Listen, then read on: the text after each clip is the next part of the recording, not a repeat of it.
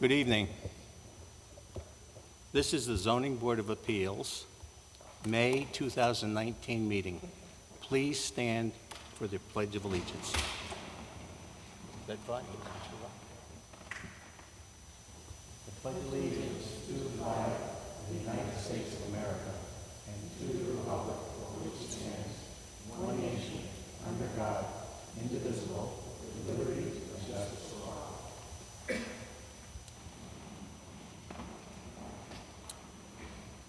Roll call, please. Ms. Ferrante? Here. Mr. Soda? Here. Ms. Valakit? Here. Mr. Wolf? Here. Mr. Dubois? Here. Mr. Hirsch? Here. Mr. Chizola? Here. And Mr. Casey is absent. Also present this evening, Meg Green, our recording secretary, and Stephen Harris, our zoning officer. If you feel that there's someone on this board that might be a conflict of interest to your application, please let us know. If you're here this evening for item number 1, 793 Milford Point Road, that has been postponed. What we're going to do is, yes. Mr. Chairman, after we get back from the executive session, 793 Milford Point Road has to be opened, then tabled. Okay, thank you. Okay. So let's see. Yes, we're going to have to ask you to be patient for a little while because this board has to go into executive session. Attorney Burcham, I believe, might be here. Okay, thank you. He's also invited in, and Stephen Harris, our zoning officer. So we will be in executive session.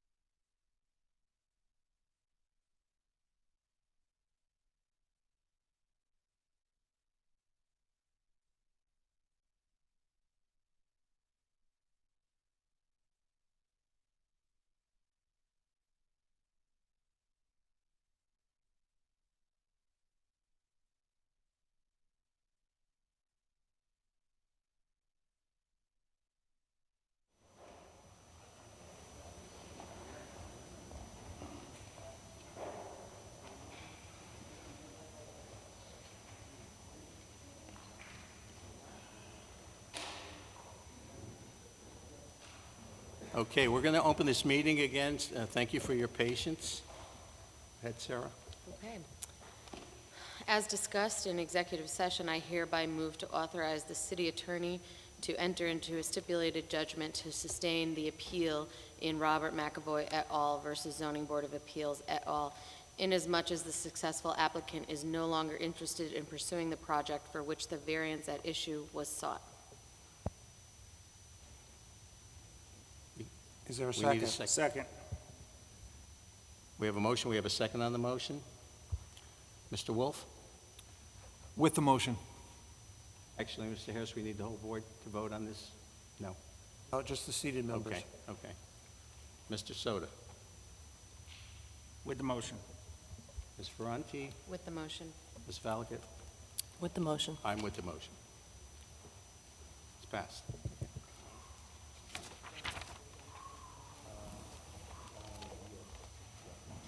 Item number 1, 793 Milford Point Road, MBP 19/249/9, R 7.5, Kevin Kersadian Esquire for Bella Properties, Milford LLC, Section 9.2.1, appeal the decision of the ZEO's notice of violation dated 1/28/2019 regarding a third unpermitted dwelling unit and storage of a commercial container.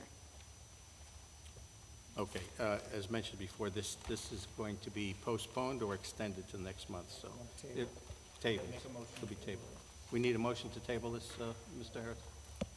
Yes? Okay. Motion to table. I make a motion to table. Second. A motion to table, all in favor? Aye. Okay, opposed? Item number 2, 215 Second Avenue, MBP 9/81/5, R10, Cali Talamo, owner, vary section 3.1.4.1, northwest side yard setback to 3 feet 10 inches, where 10 feet required for addition. 215 Second Avenue. Hello. Evening, would you just please pull up that microphone a little closer so we can hear you? Is that better? That's, yeah. All right. Your name, please, your address. Callie Talamo, 215 Second Ave, Milford, Connecticut. Are you going to do the proposal or this gentleman next to you? This is my husband and the architect. Okay. I'll answer any architectural Okay. questions. We need your name. You're going to, read who's the going, line? who's going to do the presentation? You are. Is by Okay. presentation, do you just mean read the line? Well, your proposed application on what you want to do with your property. Yep. So we're looking for a variance on 3.14.1 northwest side yard setback to 310, where 10 required for addition.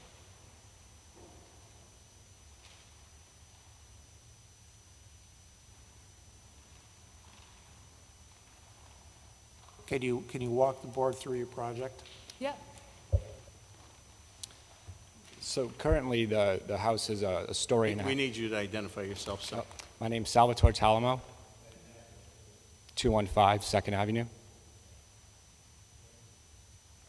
So currently, the house has a detached single-car garage with a single-car driveway. And so right now, for the accessory, the accessory side yard would be 4 feet for that, 5 feet for that. So currently, right now, the accessory space is over. So we're currently considering expanding the house to have an attached garage so that both of us can currently park in a two-car driveway with a two-car garage, so that one of us are not parking in the street. When we first moved into the house, we liked the neighborhood, and now that my wife's pregnant, we're considering the size of the house. So one of our options we wanted to consider is if we can expand the house to have a two-car garage and do some slight other modifications to the house where it would be more convenient for a family. So the addition would entail just attaching a two-car garage that would maintain a story and a half. It would be this exact same section of the house, so the ridge of the addition would not be higher than the existing ridge. So the addition would only be a story and a half, including the garage. And we're not encroaching, we're not going any closer to our neighbor than the accessory is right now. So the single-car garage that's there, of course, Yes. is coming down. Right. And at that point right now, where the existing garage is, that is only 3 foot 10 inches? It's 3.6 inches. It's actually a little closer.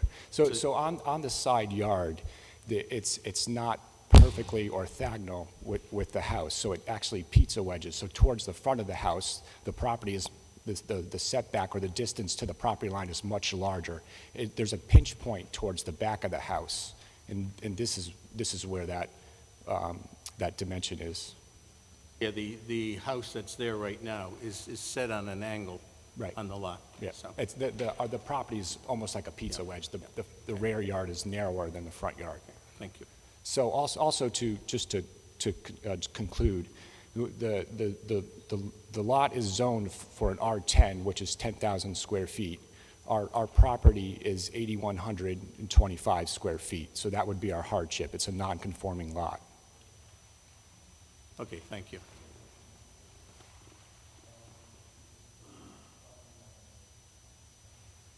So the detached garage that currently exists, that's staying, and you're just kind of building to attach it? Or Nope. the footprint is staying, or? Nope, the detached garage would totally be coming down. Okay, but you're going to use the space where it exists as part of this addition?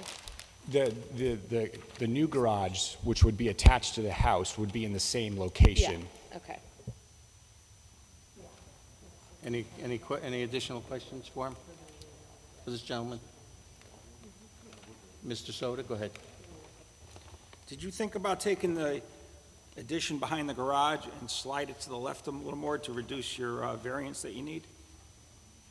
Not if I want a two-car garage. No, not touching the garage, because the way the property's angled, and your corner of the rear bedroom number 4 is touching, if you slide that whole back addition to the right more and make your terrace a little smaller, that corner could become large, the setback could become larger, like 5 feet or something, a little better than what you have now. No, I have not considered that. That, originally, I had the garage set back, and there was no fourth bedroom.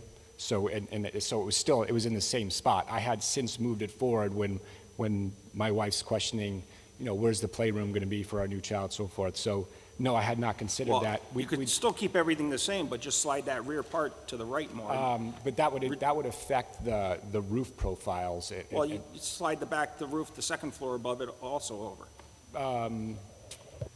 That sounds appropriate, but my initial intention is to keep the ridge the exact same height and continue the exact section of the house over and set back. So it's going to look like it was built there the same. And I don't prefer to have it look like it was a tacked on addition. I want it to look like it was cohesively built all in the same time.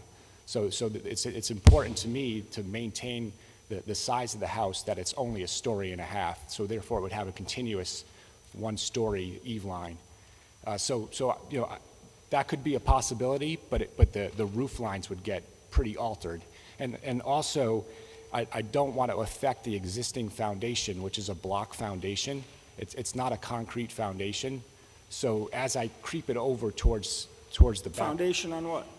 On the existing house? The existing foundation of the house it's a block Yeah, but foundation. that's done all the time. Foundation's taken off a block foundation all the time. It's not going to affect anything. You're putting a new foundation off the back. Correct. You're coming off it now anyway. We're just sliding that off of it. Right. Your new addition's going to the existing foundation now. Correct? Right. Yeah, so you're just sliding that over to the right a little bit. I'm just saying, you're asking for a lot here, because that was a single-car garage accessory building before that, only needs 4 feet on the side, I think, yeah. Right, Stephen? I'm asking for 6 feet. Is that what you're getting at? And now when you attach it to the house, you need that 10-foot setback. Right, I'm encroaching into the 10 Right, so what I'm saying is, slide it over a little bit and meet in the middle somewhere instead of, trying to get 3'10".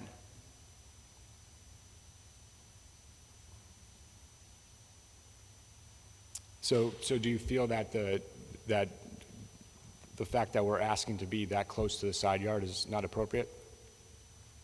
Well, I'm trying to help you out here, and, you're asking for the hardship. You're saying it's the hardship, but I don't really see it, because when you can slide something over, there really isn't a hardship. When you're building anything, it's like, if there's a way of eliminating the variance or making the variance, a little bit larger on the property sideline there, that's what, he's giving you a suggestion. Okay, thank you. It's something that's feasible. I mean, you're It's- an architect, you can play with the roofs.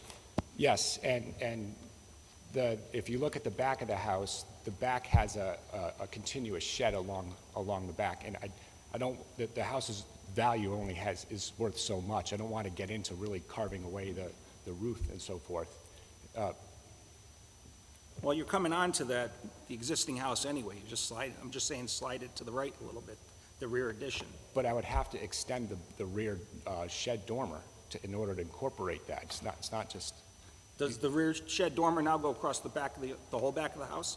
right, but it goes to, it's only to the gray area, the yellow area, which is the new proposed Is portion. the new construction, yes. Right.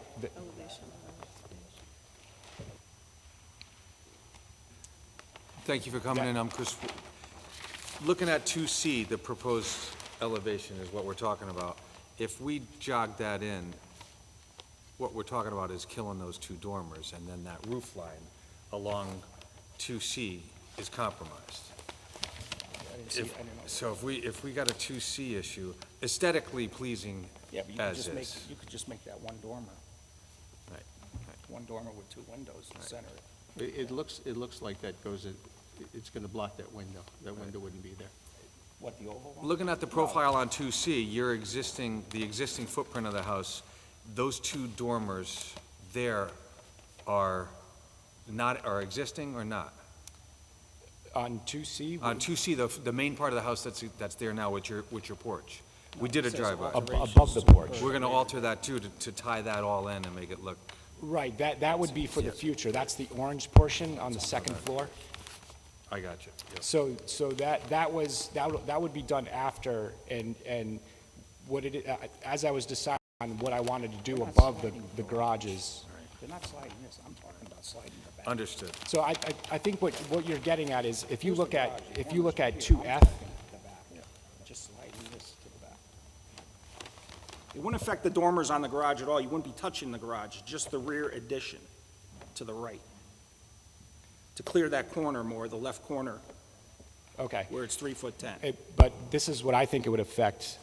Your suggestion is good, but if you look at 2F, the one-story gable perpendicular to the main structure, as I move that over to reduce the size of the terrace, it would affect our master bedroom window, and we would lose our window to the kitchen.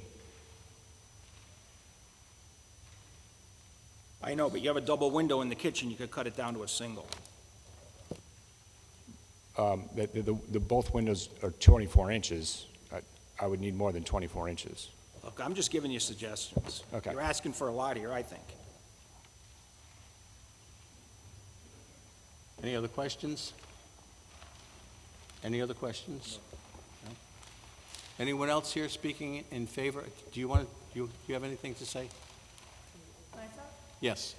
Yeah, like he said, the main force behind all of this is, the fact that we moved in the neighborhood about 2 years ago. We really enjoy the neighborhood and we don't want to move.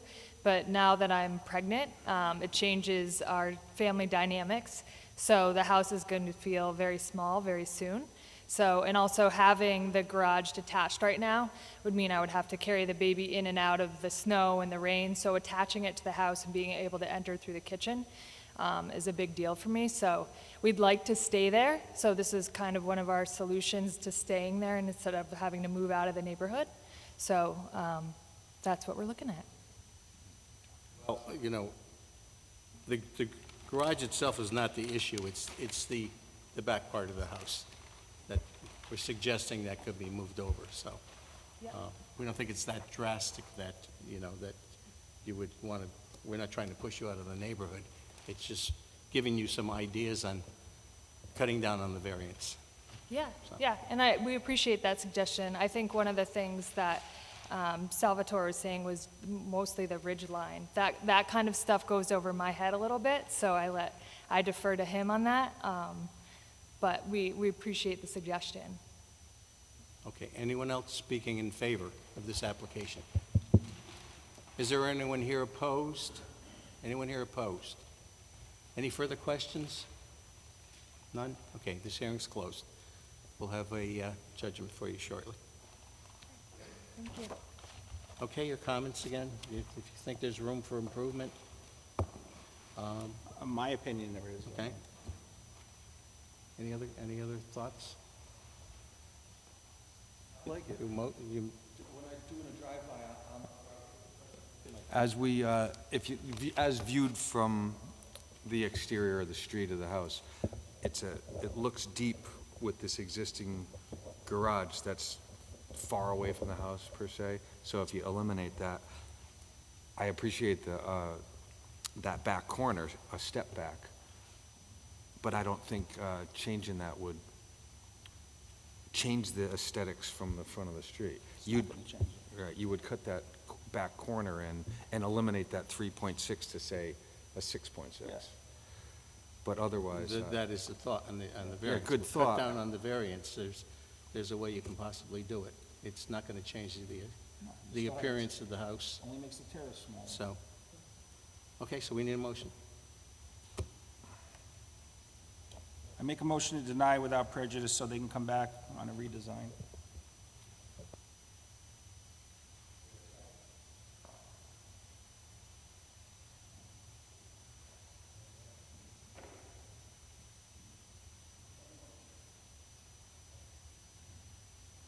Okay?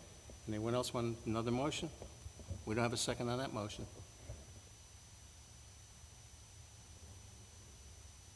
You have to make a motion. If you're in favor of the way things are, I am in favor. so make your motion to I it. would motion to approve. And your the reasons. variance. Okay. You're making it, okay. Anyone want to second this motion? I'll second with the motion. We have a motion to approve, and we have a second on the motion. Ms. Valka? With the motion. Ms. Franti? With the motion. Mr. Wolf? With the motion. With the motion. Okay, it's approved.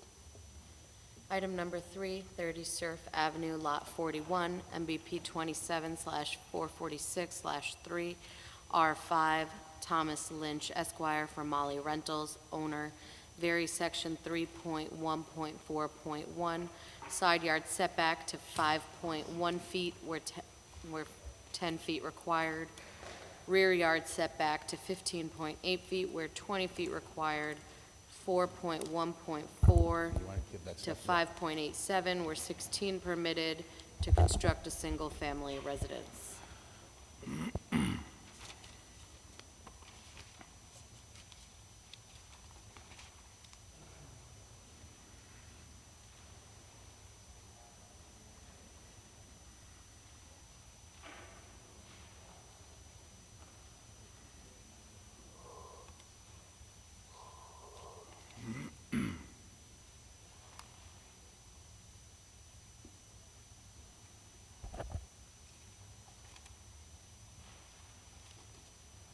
All set? Thank you. Mr. Chairman, just for the record, my name is Thomas Lynch. I'm an attorney with the law firm of Lynch, Trimbicki, and Boynton, and my office is located here in Milford at 63 Cherry Street.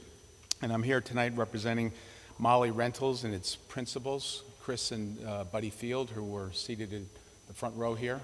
Chris and Buddy are no strangers to this board. They've been building homes here in Milford for over 20 years, and they recently bought this property at 30 Surf Avenue. There was a single-family residence on the property that's going to be demolished, and there was an adjoining lot that was certified by Stephen. An application was made to him to certify the lot under Section 642 of our zoning regulations. So we're before you tonight with a development plan for the property. These are two lots, very small in size, narrow and not that deep, that appear as lots numbers 42 and 41 on a 1911 map filed in the Milford Land Records. It's called the Map of Fort Trumbull Beach Lots, owned by George Haskins.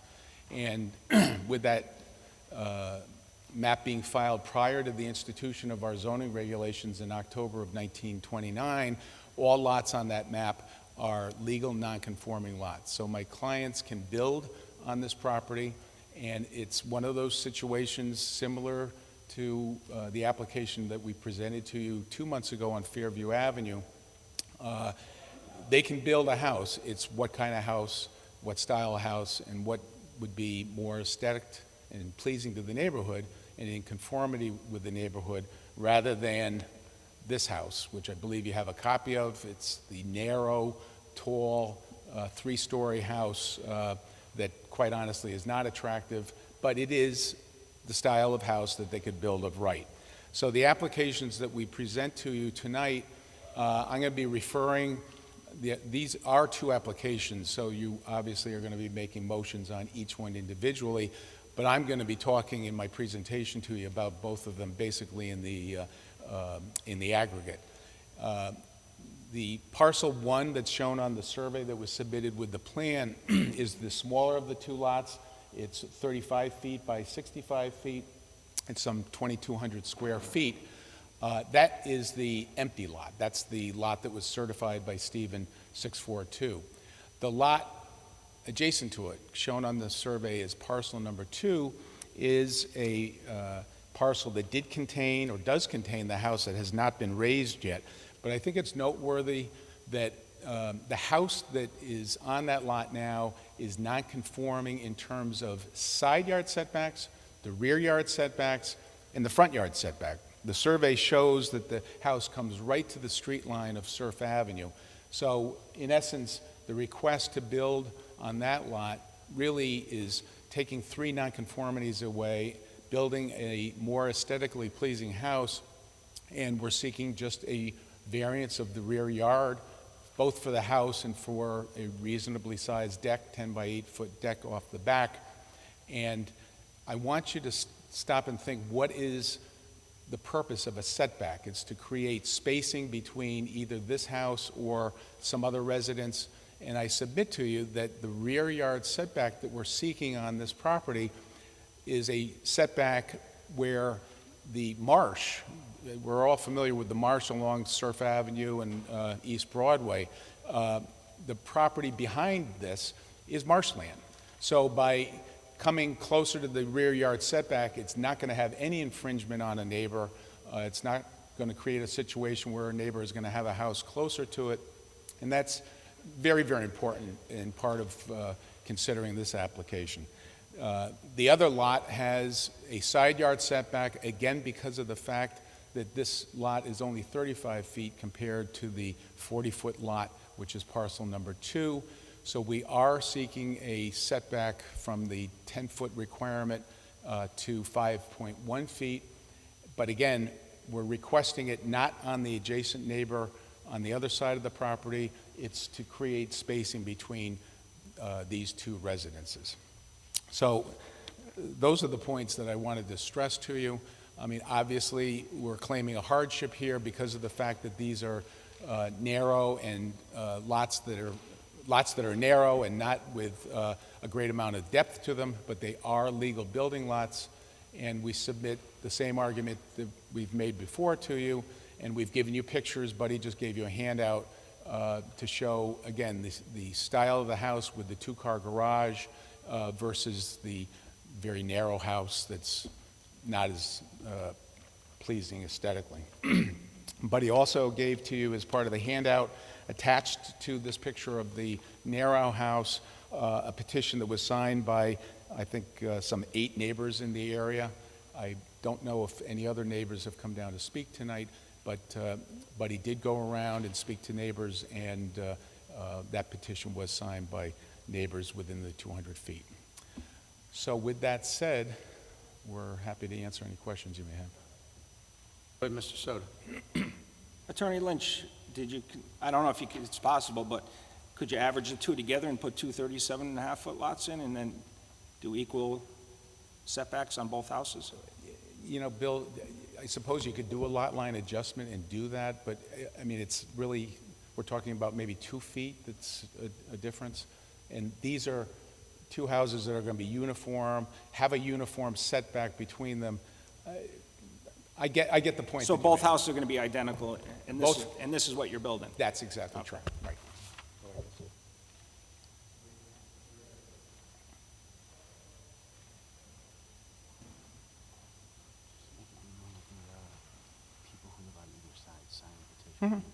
Okay.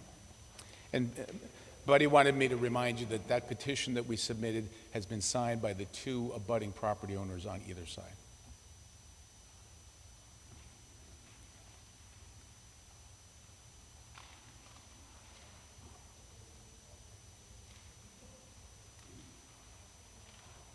Okay.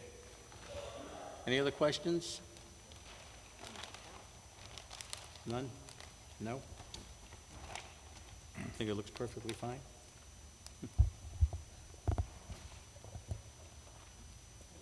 I do. I still have a problem with the rear setback. I mean, it's just in the swamp. The rear setback is all swamp back there. Yes, so- It's all water. Yep. All right, anyone else Did speaking in Christine favor? call it a swamp or a marsh? What's that? Is that a swamp or a marsh? Oh, no, what did we say? Marsh. We didn't say It's swamp. marshland. But we don't have swamps in Milford, we have marshland. Anyone else speaking in favor? If you're speaking in favor, please come forward. Hi, my name is Phil Solito. I own the property across the street, and I think it would be great for the local economy and great for the neighborhood because it's a very thriving little area there, Silver Fort Trumbull Beach, and I think it'll look great. Mr. Saluto, can you Yes. please give me your exact address? Pardon me? Can I please have your exact Oh, address? 210 Mariners Walk. Yes. Thank you. Do you have any other comments to, anything Oh, else? no, that's Okay, it. I don't know. thank you. I think Thank Mr. you. Lynch said it a All lot right. better than I could ever do. yeah? Thank you for your comments. No problem. Anyone else speaking in favor? Is there anyone here opposed? Anyone here opposed? Any further questions from this board? Yes. Go ahead. What is the square footage of these houses going to be? They're going to be 1,800 square feet, 900 on each floor. I believe the surveyor showed 909, and I like it better when he puts the total square footage, but it's 909 for each floor. And what would the square footage be of a conforming house on this lot?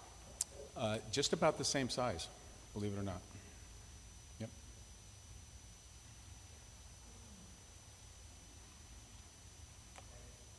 Because that's going to be a 3-story house versus 2. The height on this house is what? The height is Yes, on this one. 34, it's got to be 35 feet from mean grade, so. As opposed to this picture here, this would probably be the limit of 35. Yeah. That So- one is the Yes, maximum. this would be 35. The house, the proposed house, how tall? 32 and a half on the Oh, proposed okay, house. okay. This, That one's 32 and a half?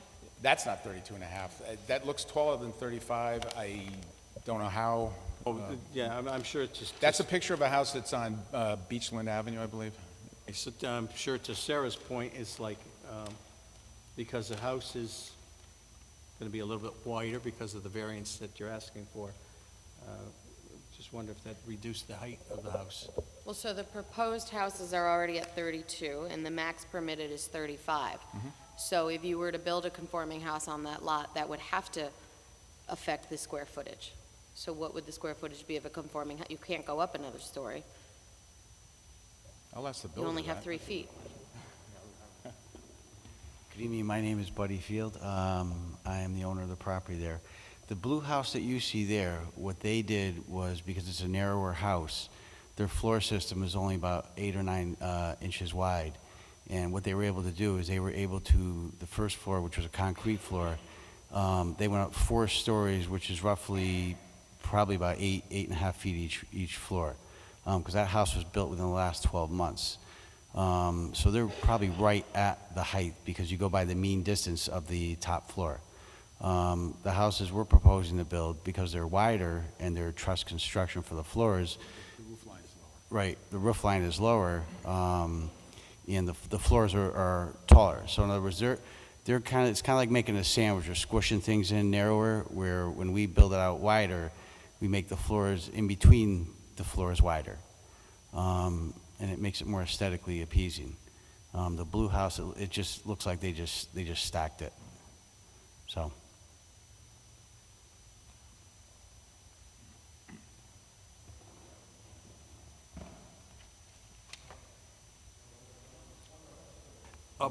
Adjacent to the exterior of the garage doors on both of these properties, will a car fit? You can actually put more than 2 cars in the garage because it's deep. It's almost like the elevated breakaway wall style along the shoreline, so that you can stack cars inside of it. Very good. So parking in is intended as well as Buddy in said the this doors. morning that you could very well put 4 cars, Right, depending on yeah. the size of the car. Very good, thank you. Yep. All set?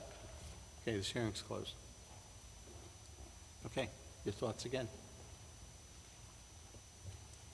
Looks good to me, I don't have a problem with it. Any other comments? I'm okay with it as well. Okay. It's probably best use. All right, we need a motion. Unless you have any other thoughts. Make a motion to approve. Second? Approval is based on the narrowness of the 2 lots. We have a motion to approve, and we have a second on the motion. Mr. Wolf? Mr. Chairman? Oh, Mr. okay. Chairman, right now we're voting on item On number 3, 3. which is Lot 41. Okay, okay. Lot 42 will have to be separately opened. So we still have to vote on this one? Okay. So we'll continue on with this. We had a motion to approve, and we had a second on the motion. Mr. Wolf, With the motion, Lot 41? Mr. Soda, With the motion. Ms. Ferranti, With the motion. Ms. Valakit. Against the motion. I'm with the motion.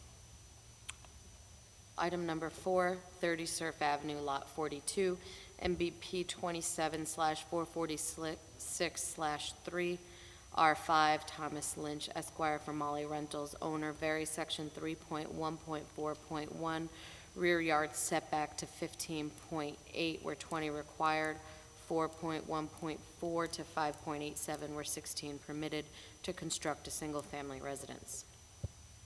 We need a motion for lot number 42. Make a motion to approve. Second the motion, Lot 42? Mr. Chairman, Attorney Lynch might want to incorporate his remarks from 41 into 42. Well, these Yeah, are I think he- all separate items, so Okay, just, all you right. need to No, button that's everything fine. up. I thought I was stating at the outset that I was making a presentation, but just for the record, so it's Just for the clear. record, you should.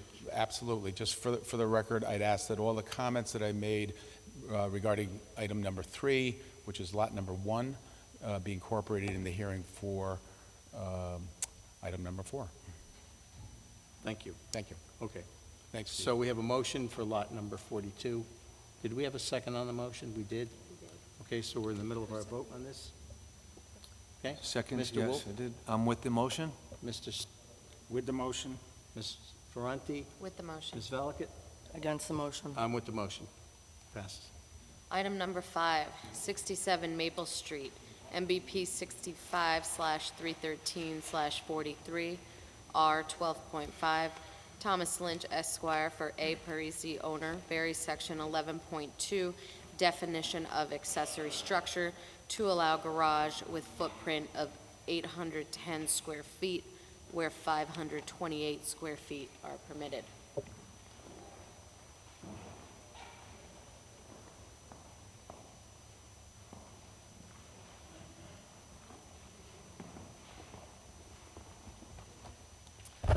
Mr. Chairman, again, for the record, Thomas Lynch, this time I'm representing my clients, Anthony and Deanna Parisi. They're the owners of the property at 67 Maple Street.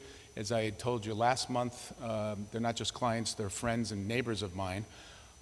And we appeared before you with their request to vary the definition sections of our zoning regulations to allow a garage, I think the number was 1,064 square feet in the zone where they're located. And after that hearing, the application was, there was a lot of discussion. The application was denied without prejudice, and my clients went back to the architect, and I think we've complied with all the comments that you had made at the last hearing. This structure is some 810 square feet, where 528 square feet is permitted. So I hate to use the euphemism that we split the difference, but this garage is basically exactly midpoint between what we asked for last month and what it would be permitted on site. I have supplemented the comments that I made to you last time with a handout that Mr. Parisi put together himself. One of the comments that we talked about was the fact that on Maple Street there's a problem with cars parking on the street.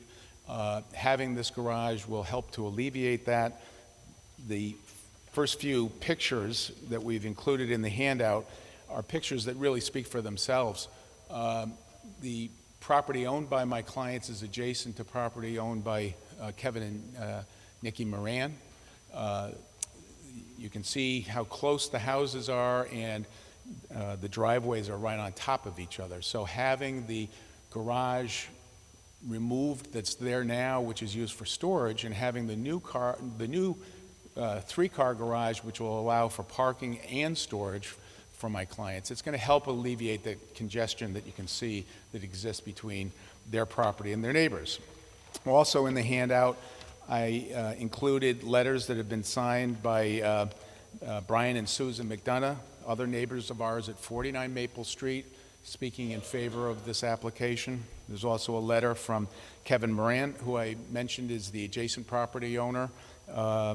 He and his wife own 73 Maple Street, and they've submitted that letter in support. The last time we were here, we also talked about some of the other properties on Maple Street that have detached garages that are very large in size, that exceed the square footage that is allowed under our current regulations. We included in that package the property at 16 Maple Street that's owned by Ms. Riccitelli.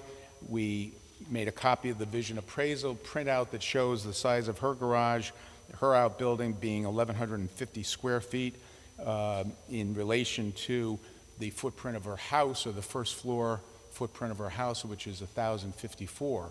So her garage is actually larger than her house. Similar, we included with this handout on the street adjacent to Maple Street, Winthrop Court, property owned by Richard Stifler at 53 Winthrop Court. And similarly, we've highlighted the fact that the square footage of the first floor of that property is 1,078 square feet, and the accessory building there is 814 square feet.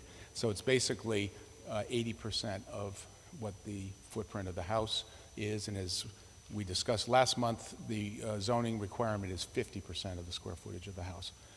So I believe my clients have acted in good faith. They took your comments to heart. They reduced the size of the garage doors. They reduced that doorway with the stairway, which was on the right side of the elevation. You see the revised elevations now, and I'd ask that you grant this application. Go ahead, Mr. Soto. Attorney Lynch, I don't have any elevations. Did you guys submit them, or? They were submitted to the office.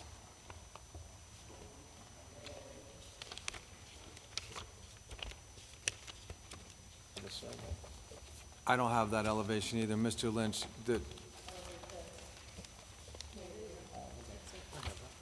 the front of the building is basically the same as the original? It's different because the one we submitted to you Yep.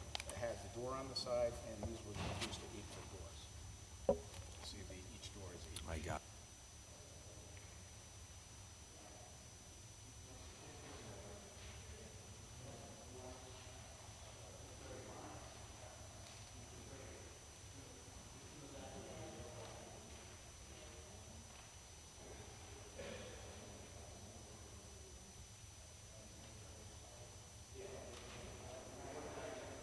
And you got rid of the side door, okay.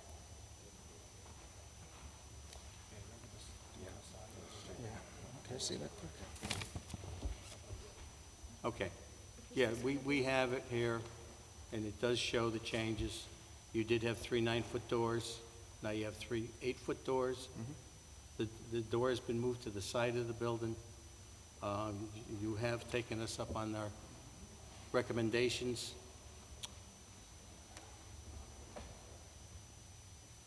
Sorry. Okay, so there's been a lot of changes made. Yes. So, And the square, we shrunk it. okay, I mean, in looking at these pictures of the driveway, I mean, the driveways, it is what it is. There's, No, this but- has nothing really, in my eyes, this has nothing to do with the building that we're building in the back. This is a thought.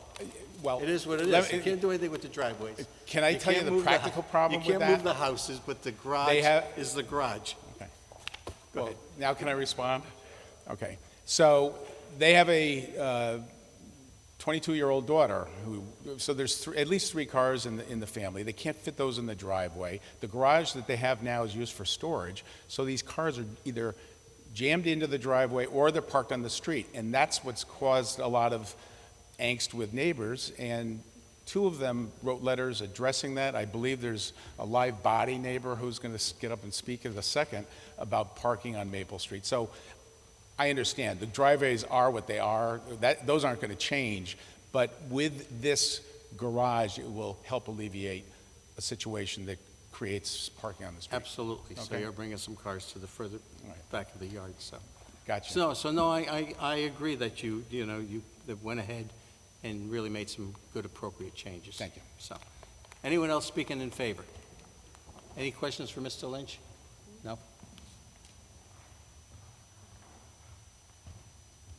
Hi, Mark Lofthouse, 54 Maple Street. I'd like to speak in favor of this project. I've lived in the neighborhood for 21 years, and there are various driveways that are so close together, you can't even open a car door, or you're going to hit the car next to you.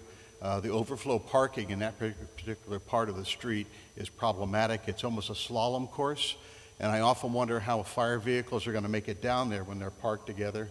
Either side, I know every time there's a parade, they have no parking on one side, just because the fire trucks can't get down there. I've dealt with it my whole life, living over there. I've seen many accidents there. There's people backing out of their driveway, they can't get out. And often you even have the landscapers that parks their trucks there that blocks up sides of the road as well. So I think an issue like this, having the ability to pull his cars in the back of the yard will reduce, 2 or 3 vehicles off the street, making it safer to drive on. And if you have any questions, I'd be happy to answer them. Otherwise, that's it.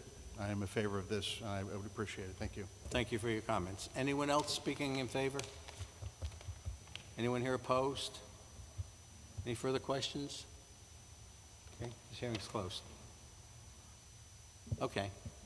I think they made a lot of changes. I don't see any, it looks fine to me. I think they made changes, it looks better, I'm okay with it.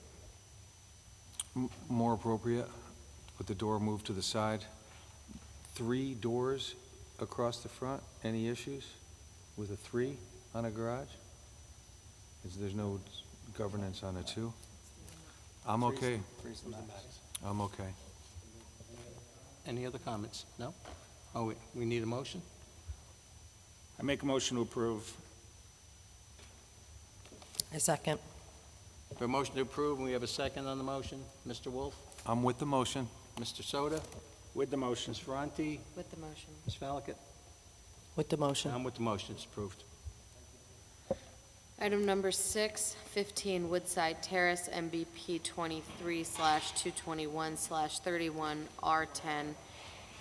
Eric Skibek and Jessica Skibek, owners, vary section 3.1.4.1, south side yard setback to 7.3 feet, where 10 feet required for addition. Hi, how are you? Go I'm ahead, Eric sir. Seebeck from 15 Woodside Terrace. Please pick up the microphone. Sorry. Thank you. Thank you. Eric Seebeck from 15 Woodside Terrace. This is my wife Jessica Seebeck from 15 Woodside Terrace. We're asking to vary section 3.1.4.1 to change the setback on the south side yard from 10 feet down to 7.3 feet so that we can add a one-car garage with an additional dining room behind it. We currently have a small sunroom that comes off the side of the house. I believe it's 8 feet by 9 feet approximately, which is going to be torn down. And then we're going to add a 14-foot wide garage, be 14 feet by 20 feet deep, with a 14 by 14 room behind it, so that we can have some space to eat. Currently, we're kind of all crammed into the kitchen for family meals, which is getting a little tight as our family gets bigger. We feel that we have a couple of potential hardships, one being that our lot is undersized. We're in an R10, so we're supposed to have 10,000 square feet. I believe we're at 7188. And also, the width of an R10 is supposed to be a minimum of 70 feet wide. We're at 60 feet wide. If we had that additional 10 feet, this wouldn't even be an issue, I don't think. So that's what we're requesting. Questions? Questions? No questions? No questions. Go ahead, Mr. Just to clarify, sir, so you're proposing a two-story 14 by 34-foot addition? Yes. Which includes a garage? Yes. Two-car garage? One-car garage. A one-car garage? 14-foot wide, one-car garage. Yeah, you're we right. considered sizes of the width, and we opened my wife's car, which is probably going to be the car that's parked in there. And based on that, we felt we needed to be at about 14 feet, just to have, so that we're not slamming the doors into the walls or anything along the walls, and so that we can get in and out comfortably. That's why I was asking. I was wondering if you could make it just a little smaller to get closer to the 10-foot. We did consider that. But like I said, we measured the width of her doors when they were open and determined that we wanted to have that extra space just so that we weren't running into things. And I'm also kind of basing it somewhat on my experience of being in my grandmother's garage, which was a narrow one-car garage, and I could never get in and out of it without having her back out of the garage first. So. Very good. Thank you. Any other questions? Mr. Hirsch, you all set? Thank you. Any other questions? Anyone else speaking in favor? Anyone else speaking in favor? No, but I did get some signatures from neighbors that Okay, were in that'd favor. be If good. you want me to bring Thank them. you. You bring that forward.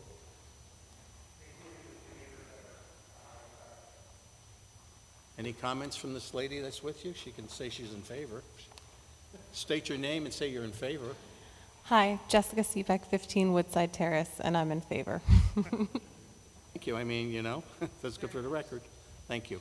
Any other questions? No? Okay, this hearing's closed. So as you can see, they're going to take away this little bump out that's on the side of the house and put their addition right alongside of it. Go ahead, thoughts? Well, you just gave the one on Second Avenue for 3'10", so this is 7'3", so it's more than double, so I don't have a problem with it. Okay, we need a motion. Motion to approve? Second. Based on the variance, Okay, based on the hardship. so we motion to approve and we have a second on the motion. Mr. Wolf, I'm with the motion. Mr. Soto, With the motion. Ms. Ferranti, With the motion. Ms. Falcott. With the motion. I'm with the motion, it's approved. Thank you. Item number 7, 13 Fairwood Avenue, 9/130/14.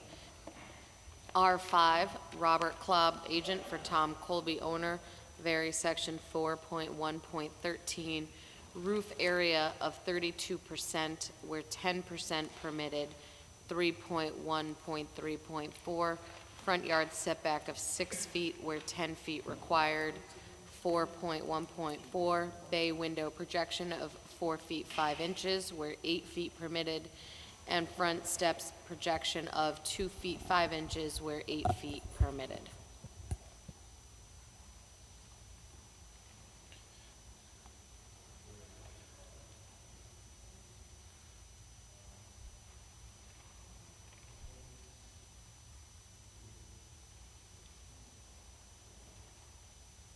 Go ahead, sir, we're ready for you. Thank you.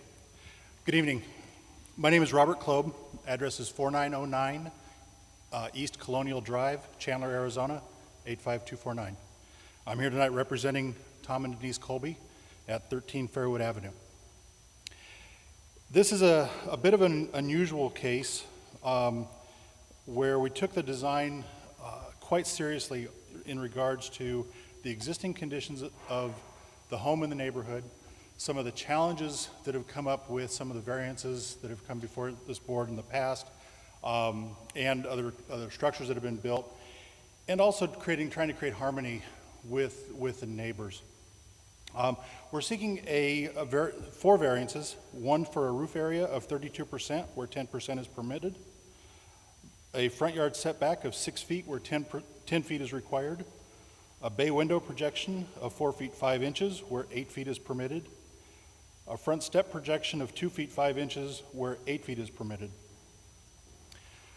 So one of the things that was really important for my client is to have a home that will withstand Mother Nature's fury. A few years ago, Hurricane Sandy hit this area. We look at Mexico Beach in Florida and what was all the homes that were decimated there. Today is the 1-year anniversary of the tornadoes that hit other parts of Connecticut.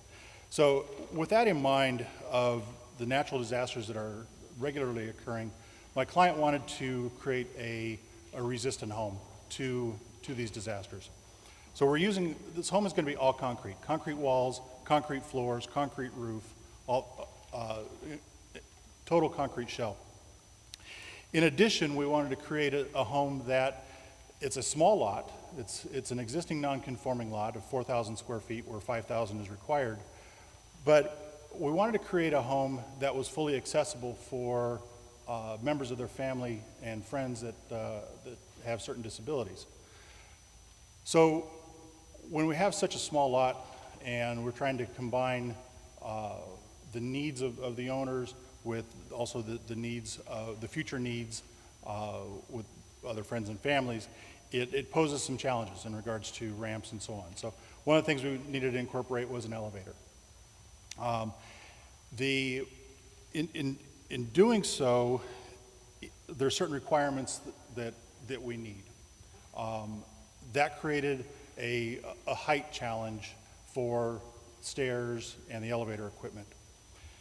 The design itself, if you look on the packet that that was originally submitted, I gave you guys the colored one.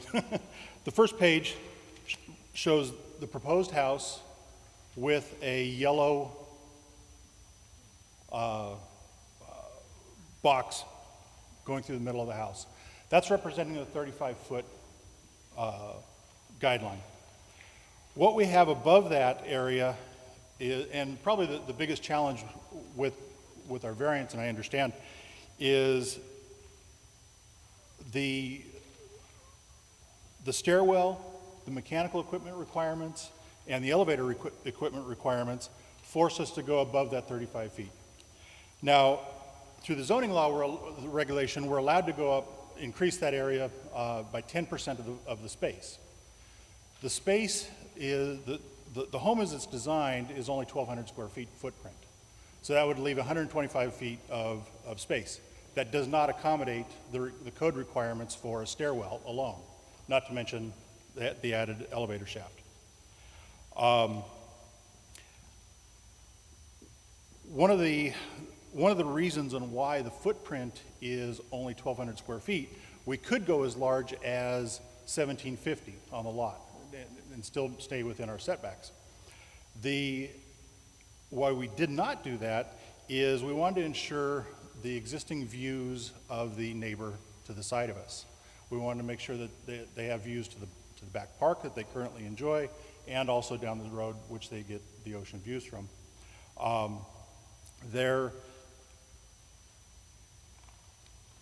We have taken the new home 1 foot less to the rear than what the current home is. We have, and we're trying to maintain the front of the home where it's existing, and then expand to the side. So we want to really keep those views for that neighbor. We could have gone further back. We could have gone up tight against the 10-foot front yard setback. We're at 12 feet is what I'm proposing for the new area. But those two things would have impeded the neighbor's views. So in keeping with the harmony, we wanted to have as small of a footprint as possible, keep everybody happy, but that did force us to go up a little bit taller. One of the other aspects that the owner wanted to do, right now their backyard, the wife Denise takes very great pride in her rear garden and spends a lot of time in that garden. Because it's such a small lot as it is, by incorporating a pool in the backyard, in addition to the retention and future flooding issues, it really posed a problem for the owners wanting a pool. Because this is an all-concrete home, it allowed us to put the pool up on the roof deck. But again, the pool, it needs equipment, it needs service areas. We would have chairs, things like that up there. We need a place for when a storm does come to easily and viably store that equipment. If you flip through the floor plans, you'll notice each of the floor plans, the first floor is the ground floor. It's all garage, patio, storage. We did this because we understand right now we have to be 3 feet above the existing natural grade to meet the FEMA requirements. In talking with our FEMA insurance agent, she recommended even higher. She said every time the new regulations come out, it's going to keep pushing this thing up and up. So when we look back at why we created this house and the concrete aspect of this house, it's going to be really hard to change if we need to make a change later to accommodate the FEMA requirements. So we wanted to make sure that there was no livable on the ground floor. So pretty much no matter what happens, it's always going to be compliant to the FEMA regulations. The second floor is where the living area starts. We have one bedroom that is ADA accessible. We have a bathroom that's ADA accessible. That's where the kitchen and gathering room is. The floor above that would be the third floor, or the second floor of the livable space. That's where the master bedroom, owner suite, a small den, and the third bedroom is going to be. We come up and we look at on the next plan is the roof plan. You can see on the previous floor plans there really isn't any room to put any equipment. There isn't any room in the side yard setbacks for mechanical equipment. So we wanted to pretty much make everything on the roof industrial space. The mechanical chase that you see there, not chase, but the mechanical room that you see there is going to handle the boiler, the air handling units, and it also requires a side entry access to the elevator shaft to service the equipment. The equipment is all above the elevator. We didn't want to put it on the other side. We looked at, if we didn't have that space, how could we make that space smaller? We put it on the other side where I have the pool shown. The problem with that is if we have a lot of snow, getting out there, getting access to it, because that's always going to be when it breaks down, is going to be at night or when there's a lot of rain or snow. So we want to make sure that that's easily accessible at all times of the day or night and year-round. The back area is the equipment storage, equipment and deck storage area. Like I was talking about earlier, for the pool equipment. There is no livable space, and that upstairs will not be heated and cooled. All it is direct access out to that roof deck. There is no, other than mechanical uses, there is no other use for that space. But it's still a requirement for the stairwell and the elevator shaft. The next page of the packet is the lower roof plan. The shaded area is the area that we're asking for the variance for. That is the 32%.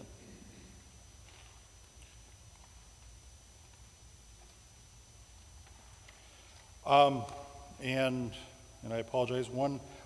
If you flip back to the proposed site plan, I think it's the third page of the packet. It shows the existing. It's a shaded area. There's 3 different colors, showing the bay window projection, the existing house projects into the front yard setback, and also where the stairs project into the front setback. We're proposing to stay in line where the stairs are. The only difference in why we're asking for the stair variance is because right now they're in a straight run. to create more of a inviting front porch area, we want to take that around the corner and bend it back. So there's a slight extension of where the steps are now as it bends back to the new addition of the house. The bay window is going to stay in the same location as where it's currently shown, or where it currently is on the helm. It's only on one level now. We're proposing to take it all the way up, just as an architectural feature. It is a prominent, it's really the only place in this house where, from inside the home, that the owner will be able to get ocean views. The one window on the angle of the bay is the only window they can get down the street because where the adjacent house is located. So we're trying to maintain that aspect for them.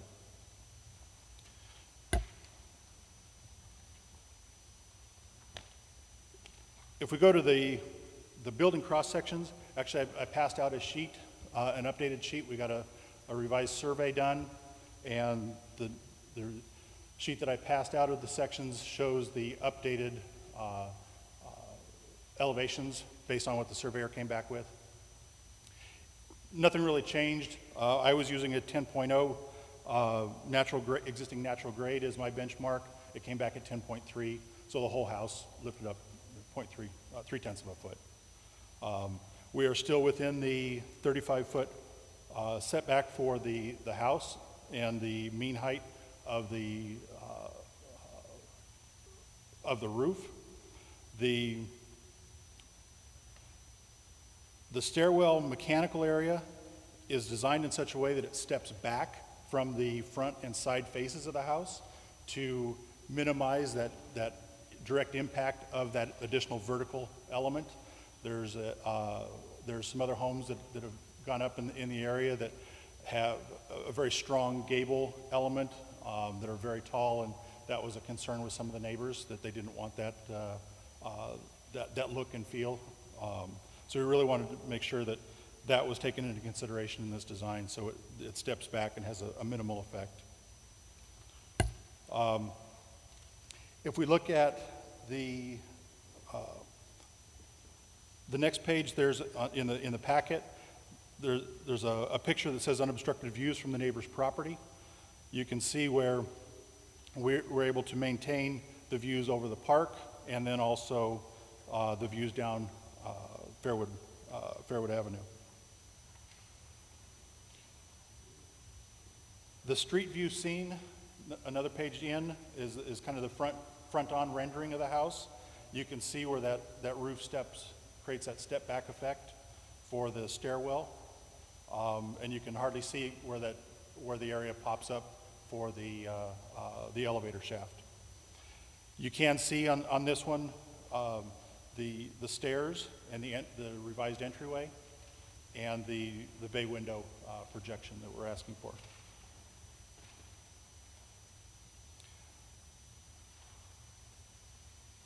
Behind the property is a kind of a direct sight line to Windmere Beach Park, and this is kind of a reverse look from the corner, looking back up to the house, so you can kind of see how it relates. Again, how the roof level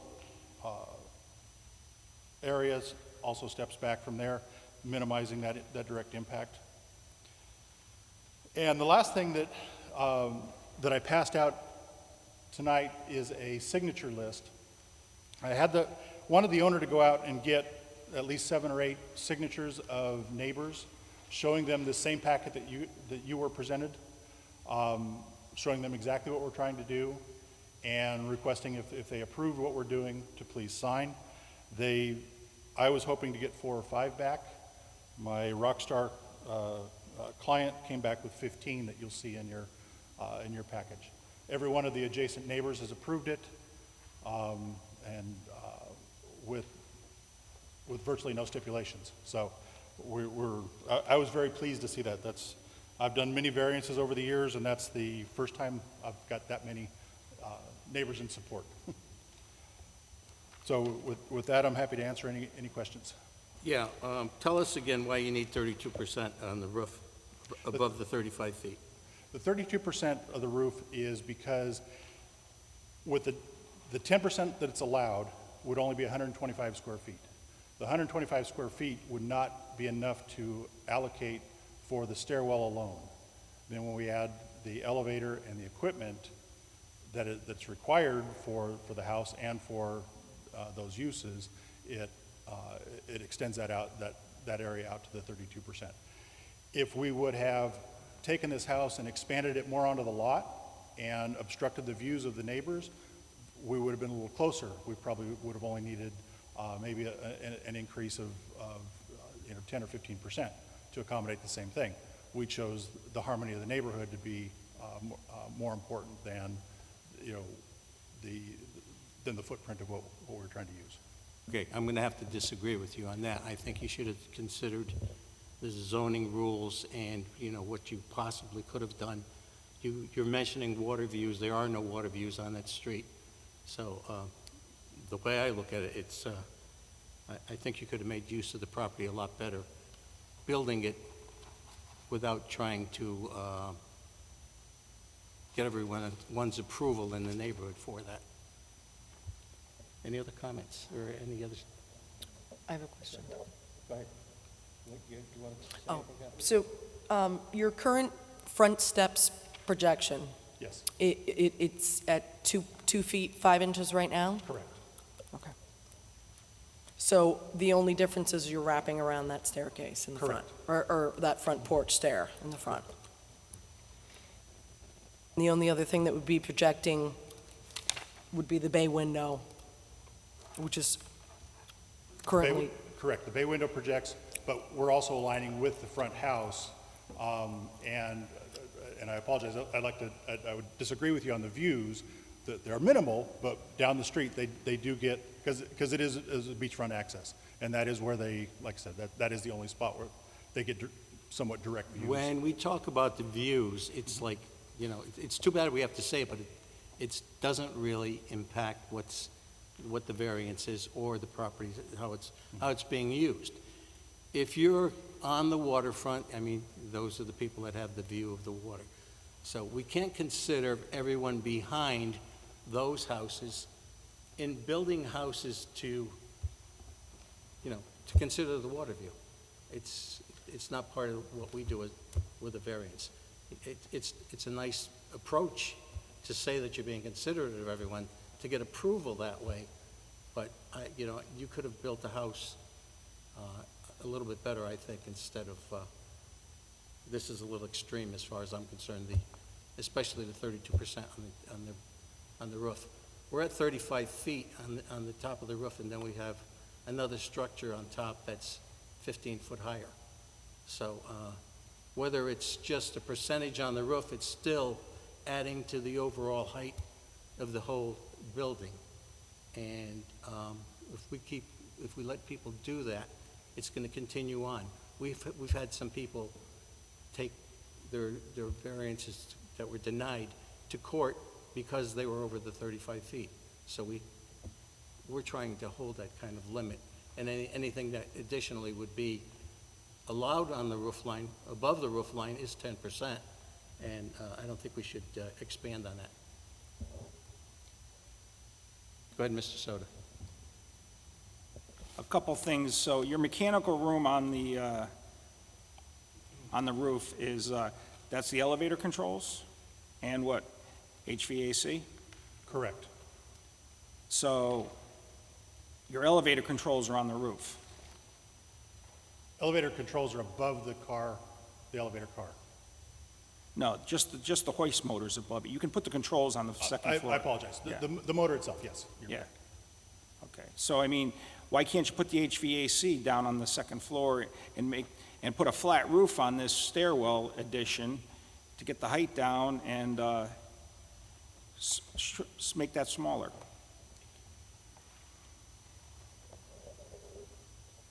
A flat roof over the stairwell, Right now, you have, what, a 5-pitch on that roof? I have a 5-pitch on the roof. Yeah, make it a flat roof. Well, And then get the mechanical room out of there and make that area smaller, and maybe you'll get into your 10%, is what I'm trying to say. Part of the intent of the design was to keep somewhat, and I know it's not a true but at least a colonial influence to this design. We start getting into flat roofs, it's starting to take on a lot more of a contemporary and really making this house stand out from the neighborhood. And it's, from an architecture standpoint, it's not what it's not the client's desire to have more of a modern contemporary design. They wanted something that fits in more with the neighborhood. But I understand what you're saying, and I did look at that. And we actually had one, I had a variation where I did a dormer, but it really didn't save us much on the square footage just because of the head clearances and so on that are required in that area. The bigger issue is the taller elements of the elevator shaft, and the requirements for the hoistway and the mechanics of it. That adds another 3 feet to the top of the car. Well, you could also go to a hydraulic where you don't need. We could, but then that poses issues with the FEMA regulations and having all that equipment down below. Well, I mean, can't you put the hydraulic pump room up above flood and then just keep the cylinder down below? We still have the cylinder that is in flood zone. But as long as it's not electrical, it's allowed. It's allowed, but through the acidity and so on, it's gonna eat away at that. I've had other challenges. Even a regular one, you gotta maintain the tracks that are down in the flood zone. You gotta keep them clean, sprayed every time they get wet. So I mean, hydraulic cylinder is pretty much the same. Tracks are a lot easier to get in and repair and Wow. clean and maintain than a 30-foot tall cylinder, or even a compressed cylinder that's 10 feet tall. I'm just saying there's some things you can do here to, There are. Yeah. Our goal was to make this house, this is gonna be a retirement home for the homeowners, so to make it as minimal maintenance as possible.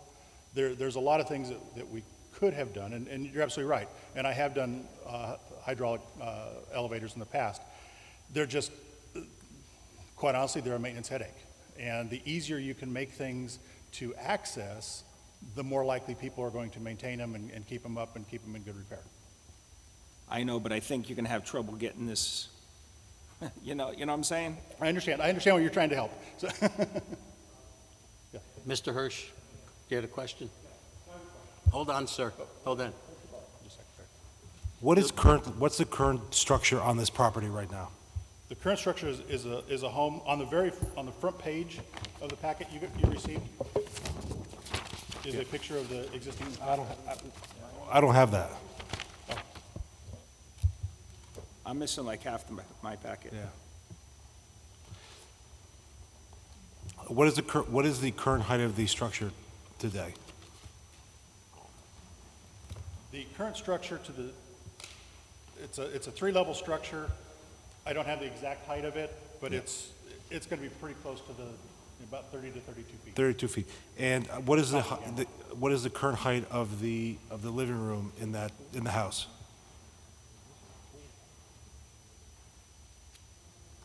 The current height of the living room? Yeah, the living room. If I'm standing in the living room, how high is the ceiling above me? 7.5 feet. Okay. So now this new house you're going to build has the height of the living room, the living areas of 10 feet. No, that's the first level.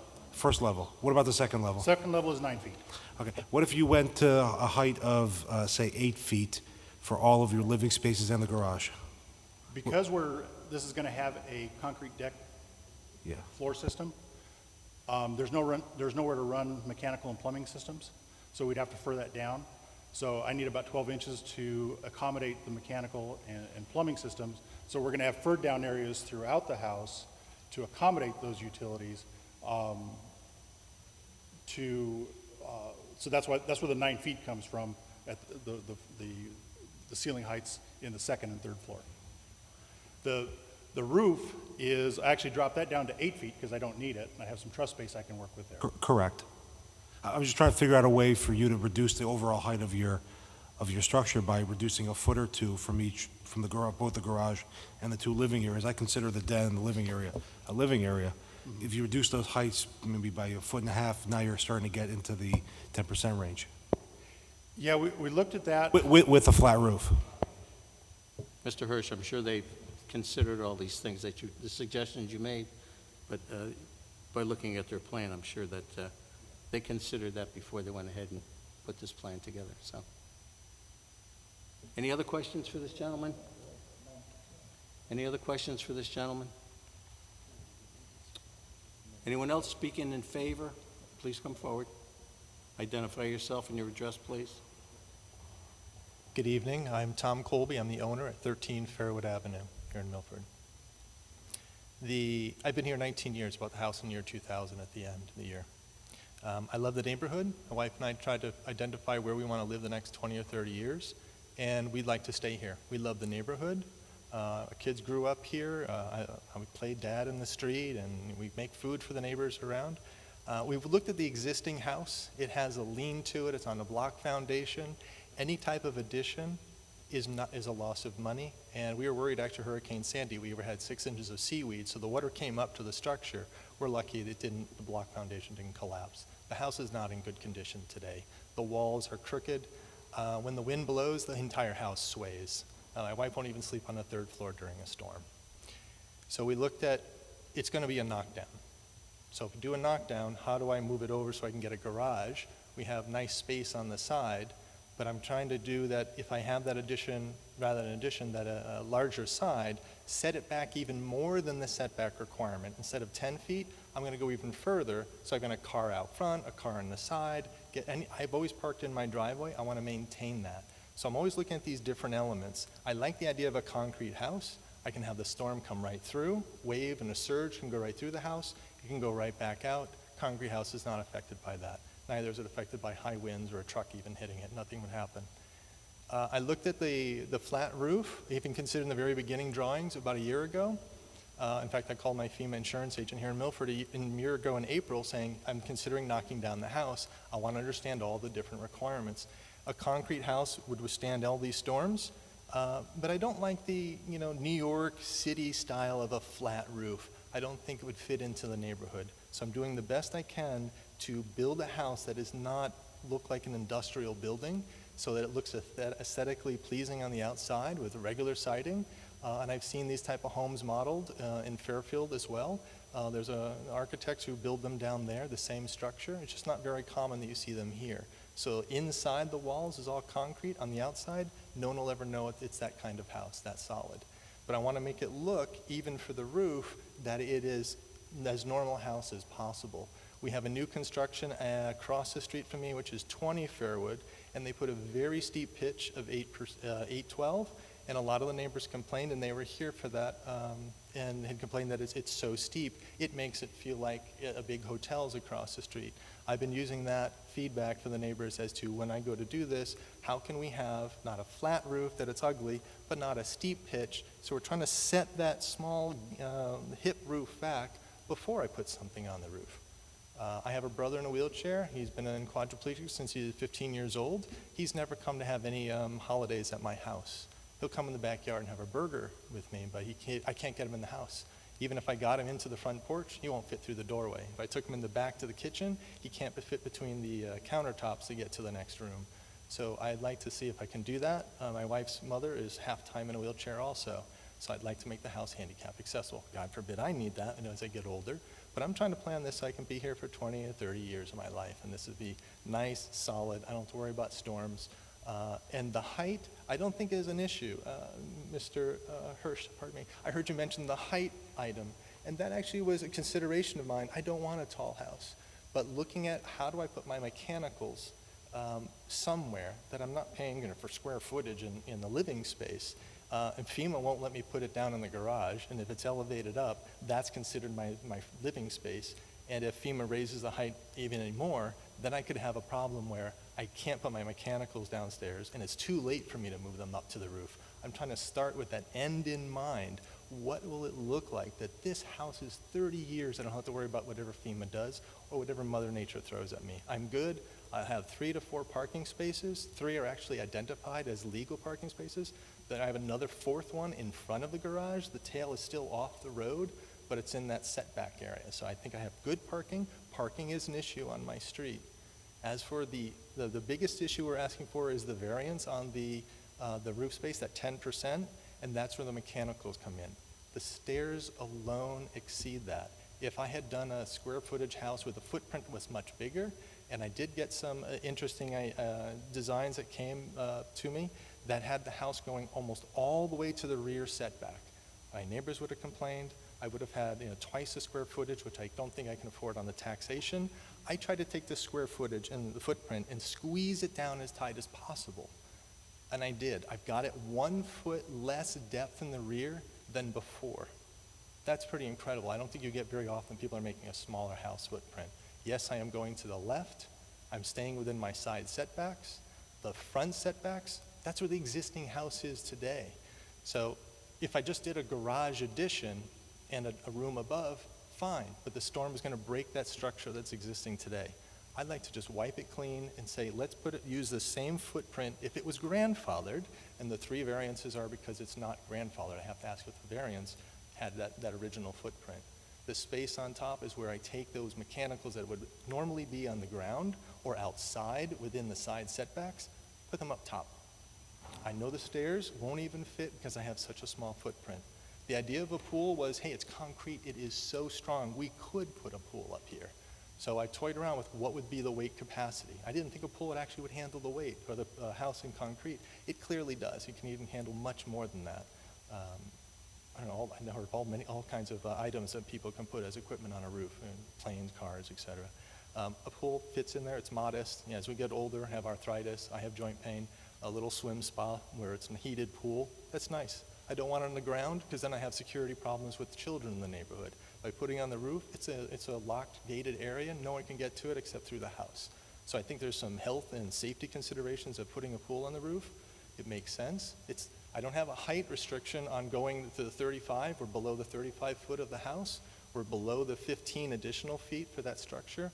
It's the size of the space. Your feedback to me of where could we put the mechanicals, I don't like the idea of trying to raising it off the garage floor. It's just a matter of years, and if I'm going to be here 20 years, I have a problem with FEMA.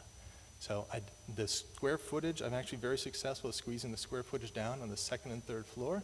I don't have any other inches where I can even had trouble squeezing in a washer dryer. So I think I'm very successful at doing that, but that means I put my mechanicals on the 3rd floor. So if I want to enjoy the access of a pool, I'm going to have deck chairs. I don't want deck chairs flying off. So if I have equipment in the back, I can also slide in deck chairs if there's a storm coming.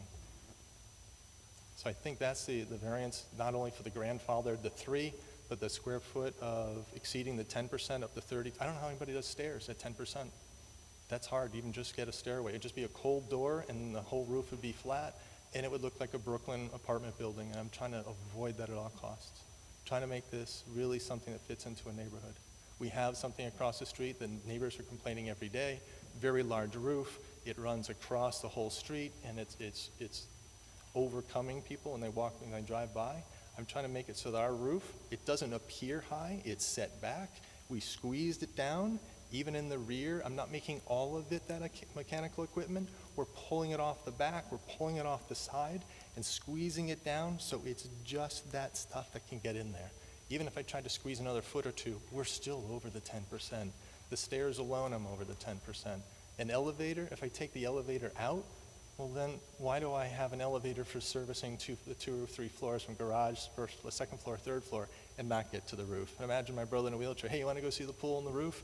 No, you can't get there because the town won't let me take an elevator up to that floor. So I'm asking for that additional space. The stairs don't fit in the 10%. I think an elevator is realistic, and a little more space for mechanicals. It's not a living space. I think I'm going to put some suitcases up there. Deck chairs and suitcases. That's it. I'll pause there. Thank you. Okay, so state your hardship again. What is your actual hardship?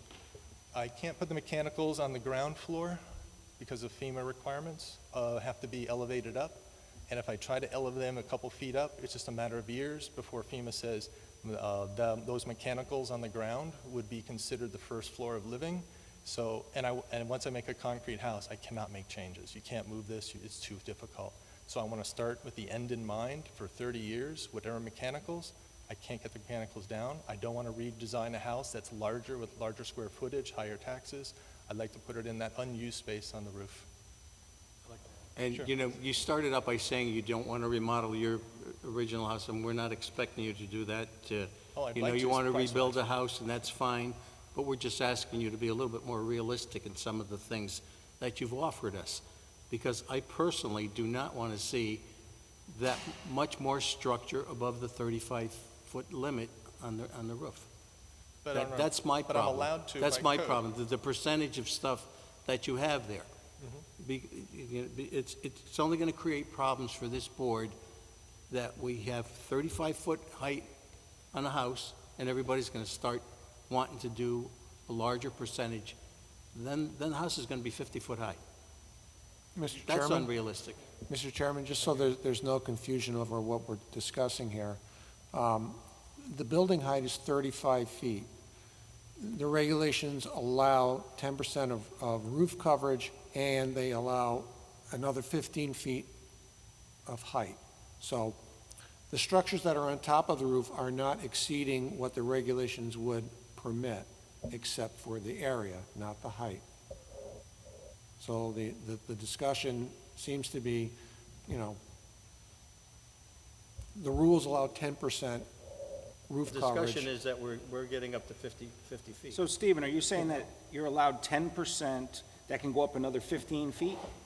Of the I will floor. read verbatim. So it's not a height limit, it's the square footage.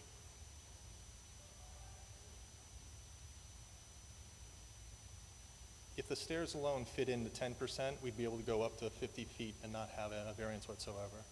I'd be allowed to go to 50. But the stairs are just anybody's stairs. If that in fact was the rule, then you wouldn't even be in front of us right now. If he has that kind of ruling. You'd be here for a variance for your bay window and a few other things. Well, no, the square footage is still over for The square footage, not a height issue. the square footage is over for the rooftop unit. And while, What's your flood height over there? 12 or 14? 12. 12? So the garage floor is 10.3, so the stuff in the garage technically is only 18 inches shy of flood zone if you set it on the floor. So if you hung it from the beams, you'd still be about 7 feet above FEMA's current regulations. 30 years. Okay, of land. Mr. Chairman, I'm not gonna play that game. I will read the relevant portion of section 4.1.13. And it's called exceptions to height requirements. No such structure shall be erected to exceed by more than 15 feet the height limits of the zoning district in which it is located, nor shall such structures have a total area greater than 10% of the roof area of the building. The structures that they want to put on to the house do not exceed the 15 feet they're allowed, but it does exceed the roof coverage of 10%. So that's what the argument is. So Stephen, you would add the 15 to the 35, and that 10% could go to 50, correct? Is that how you're reading that? Now, the house can go to 35.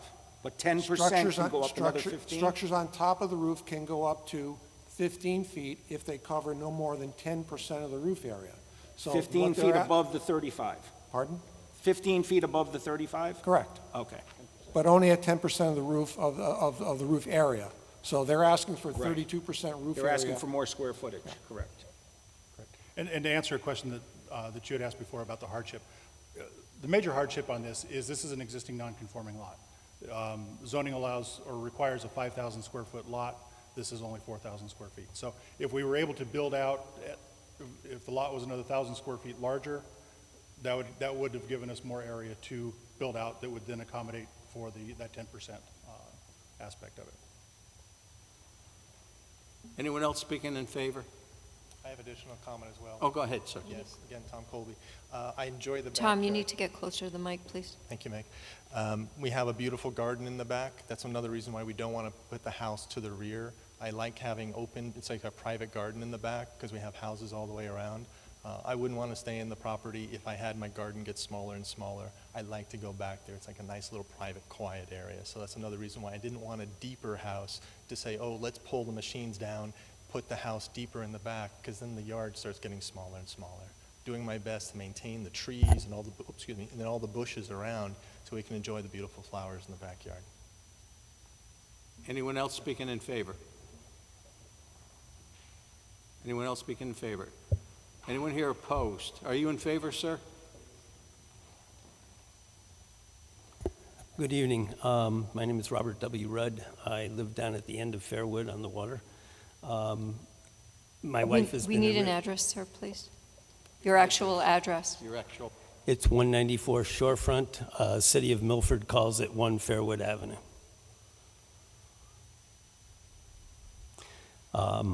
My wife, Betty Rudd, has been in real estate for 40 years and is the real estate agent responsible for the house across the street, which was previously mentioned as 20 Fairwood. We are delighted to see a neighbor that has taken the time and the patience to work through a design so that it's compatible with the neighborhood and allows the house to be new, and a totally new technology for the neighborhood, but also fit in with the current structures that are around there. There are coveted, water views, and the desire to see water is paramount. The house across the street was designed that way, only has a couple of windows that see the water. The view that Tom has is definitely cherished, and it is significant with homeowners in that street. We feel very strongly that Tom is being a good neighbor, that his building is very compatible with what's there. My wife has shown his preliminary designs to some of the possible potential purchasers of the house across the street, and they've very favorably reviewed it, especially compared to what's there now.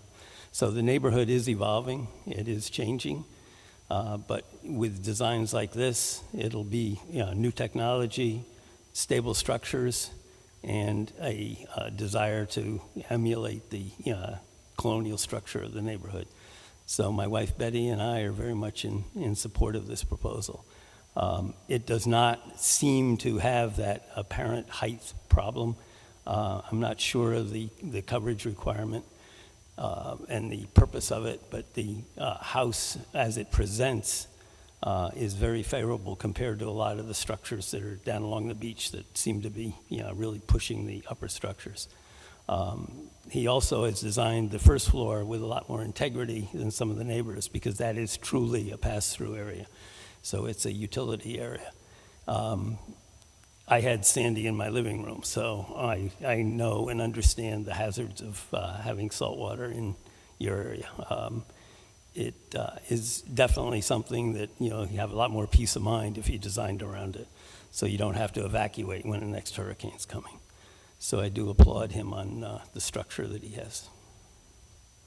Okay, thank you. Anyone else speaking in favor? Is there anyone here opposed? Yes, go ahead.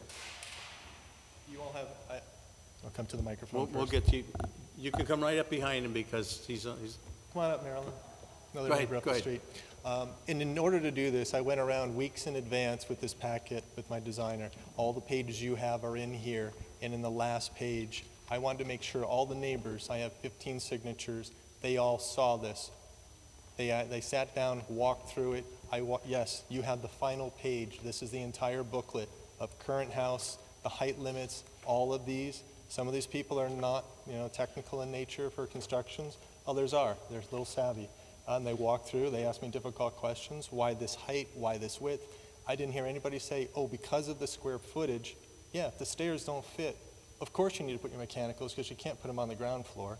And why would you want to make a bigger house on the second or third floor just to accommodate mechanicals? There's no logic in that. So either hang them in the garage, but then you have a FEMA problem, so you're going to be here 20, 30 years. Put them out of the way so you don't have to worry about that water problem. And I walked everybody through it, and I got their signatures. So I took a couple weeks of walking this around, trying to be very proactive with color diagrams for everybody so it's very apparent. There's no hidden edges. And the house that's currently there is leaning to the side. I have a dresser and that goes up about 7 feet. It is 9 inches away from the wall on the top, and it's touching down by the floor molding. The house is literally doing this. I bought it in that condition thinking I'm going to knock this down in 5 years. That was 19 years ago. So I stretch this out as long as I can. This is now the time to do that. I think this is a reasonable approach. I understand the city's trying to keep the square footage. It's not a height issue. It's just that square footage, but the stairs alone don't fit. An elevator is more. A few mechanicals, I don't see that I'm asking or pushing the limit on anything. I think that the code for the town should be reviewed, that I'm not asking for much space up there. There's no dance room or anything up there. It's just if I have a flat roof, and if I had no storage on the flat roof, if a hurricane comes and I have a table or chairs, those are projectiles. I want to make sure that if the wind starts to blow, I can move everything out that small little open deck and put that in a room and it's secure. I don't want to see things fly. I have seen things fly through the neighborhood during the storms. I'm trying to protect myself and protect my investment in the house, be there for 30 years, and not have things fall off the roof, people or items. That's it. Okay, Could thank you you. could you let us see that booklet? Sure.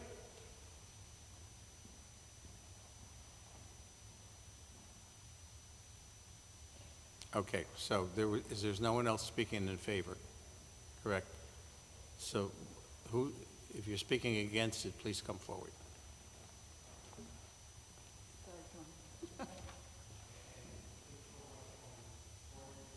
Okay. Is this your stuff here? I'm Marilyn McManus. I live at 23 Fairwood Avenue. I'm not the next house after Tom, but the following house. There's a house in between us. Also, I signed this little thing that Tom had, a little diagram that the neighbors that agreed with the plan and blah, blah, blah, blah, blah. And I gave it a lot more thought afterward. I wish they didn't sign the piece of paper. So this is my letter saying that I'm out of that. You take my name. Please address us, not him. Oh, okay. To take my name off that list where I signed on his little diagram of all the houses up and down the road. 23 Fairwood. Yep. So here's a letter to say that I don't agree with the variance he's asking for. Do you want that? Okay. Okay.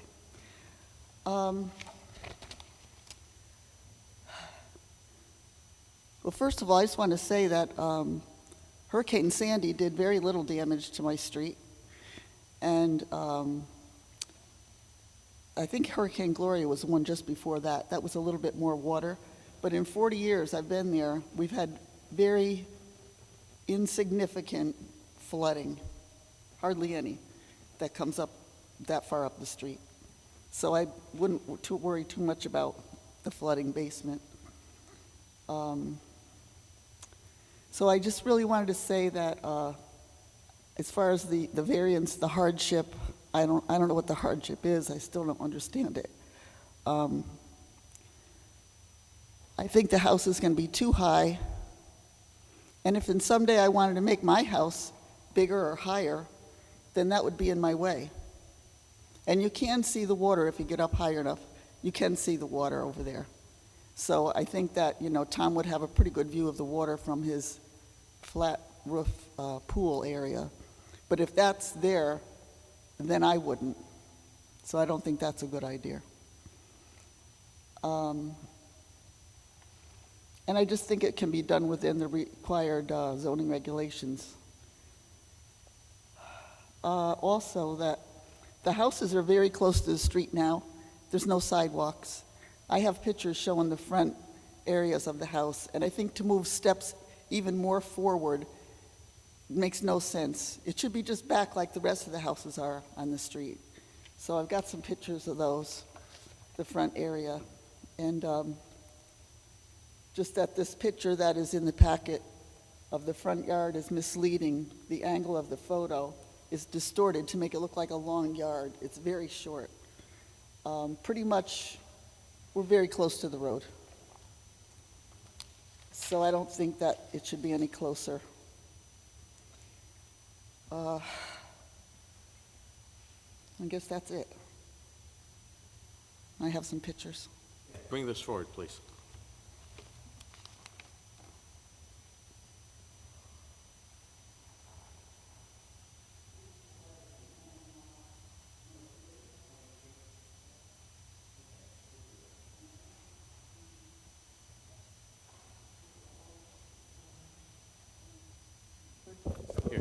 talking to this. See the front yard right here? Yep, Picture's distorted, so it looks like a big yard. Okay. It's not. okay.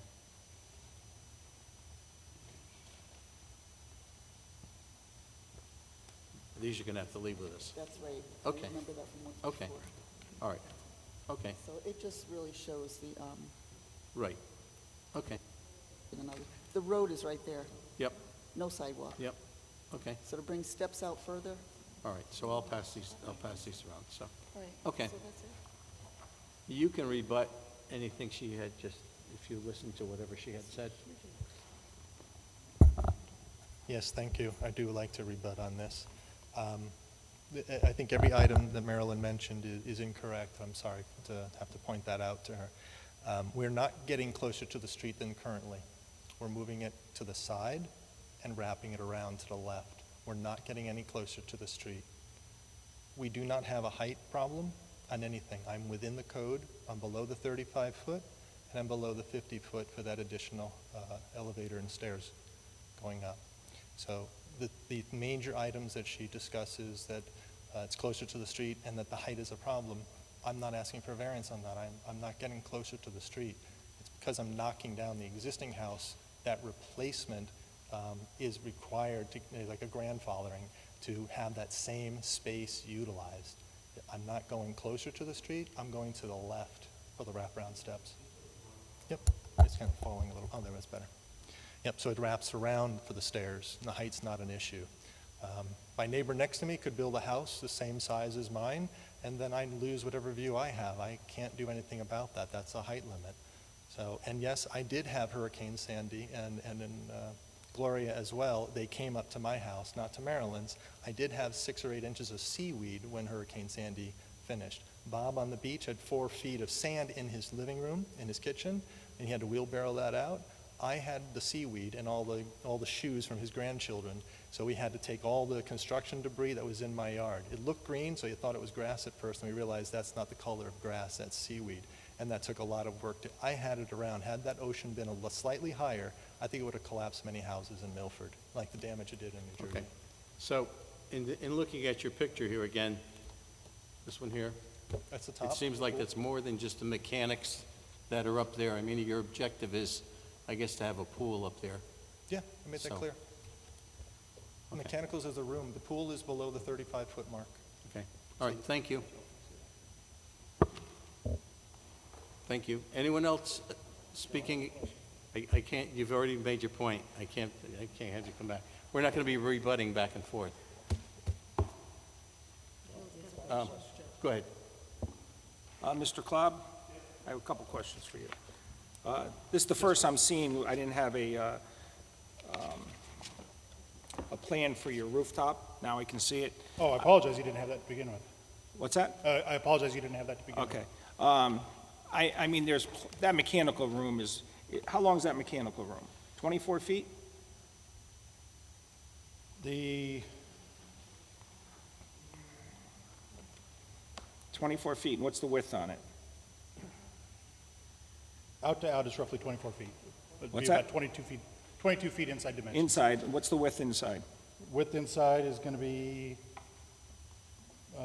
just under 4 feet. Okay, I mean, that could be centered over where the doorway going is, and that could be centered. You could cut down a lot of the roof. And every pool has outside equipment. Very rarely do you see filters unless you're talking a commercial pool. Everybody's built-in pool or above-ground pool has the filter outside. So that could be, you could eliminate the roof in that deck storage area. He's got an elevator. He could put the chairs in an elevator, take them down to the garage if a storm's coming, hang them from the ceiling. And I mean, there's plenty of room to cut this down. You center that, I mean, that mechanical room's empty except for the air handler and the boiler over here. You Well, put part that of right in it's front of the just door, because open the door, service it right there. All you need is 3 feet in front of any equipment to service it by code. Correct. So, I mean, that's a lot of rooftop you can cut down right there and get rid of that deck storage room. And, you know, then what you're asking for is reasonable. And he gets everything he wants. So he's got to carry some tables and a couple chairs down if a storm's coming. We all have to bring our stuff in, you know? That's just some suggestions I'm making. Well, the mechanical room, part of the reason why we why I extended it the full length. And I agree, in normal circumstances, it is probably long for what it really needs. But the requirements, the clearance requirements for on the wall adjacent to the elevator, the door and the way that swings and the clearances you need around it, you can't have any equipment in front of it. It's only just a few inches beyond where the end of the door swings. That pushes everything towards the Yeah, mechanics. but if anybody's going to be servicing the equipment, they could just shut the elevator down while the service guy's there. I mean, come on, you know you can work that out. Well, then it also came back to an architectural function of what is going to be more aesthetically pleasing for the roof itself. And we felt that having a little bit wider, the 4 feet in width at the front, just gave it a little bit more, almost like a dormer feel versus just a small appendage that just looked out of balance. So that is one of the reasons why I did bring it to the front. I added a window so it would give it more of the dormer effect, kind of following in that colonial type influence that we were using on this. So I did look at making it smaller. It's just between the architecture and some of the clearances, we weren't saving by having it jog back. We were saving a few feet, 20 square feet maybe, if that much, in doing so. Well, if you make that room 8 foot wide, 6 foot wide by 4 foot, that's 24 feet. You're now 4 by 22. What's that? 100 square feet? You're knocking it down to, you're taking 60 square feet off. Just on that room, and how big is the equipment room? 8 by 8 or more? Inside dimensions, roughly 8 by 8. You know, there you got 120, 130 square feet you're cutting off right there. In regards to the equipment there, it was, yes, you're correct. We are allowed to put it outside. The pool consultant that I was discussing this with recommended that it be inside for a couple reasons. Number one, to help minimize the salt air deterioration that would cause. In addition, having the access, if it's outside, we're dealing with potential freezing pipes and so on, where if it's inside, I can insulate those. And the longevity of the system itself. Are you planning to use this pool during the winter? Quite possibly.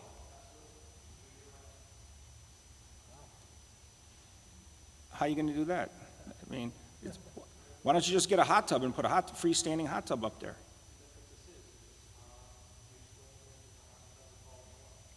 You know what I think we're going to do? We're going to get back, I think we're going to get back to the percentage of what's going to be built up there. And it's not going to be our concern about a pool or what they're going to do. The concern is the 32% when there's only 10% allowed up there. So that's the issue. So we can probably end right at that point. So, okay? Did you want to say one more thing? I'll let you can come forward. I didn't understand where Tom had said I was wrong Yeah, about. pull up.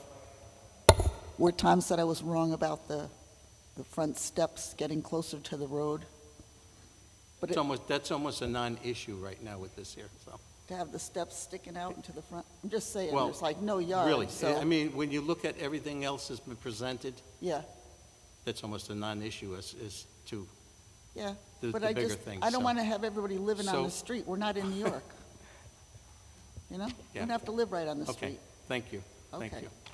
All right, I'm going to close this hearing. I think we've had enough on it. Okay? Okay, this hearing's closed.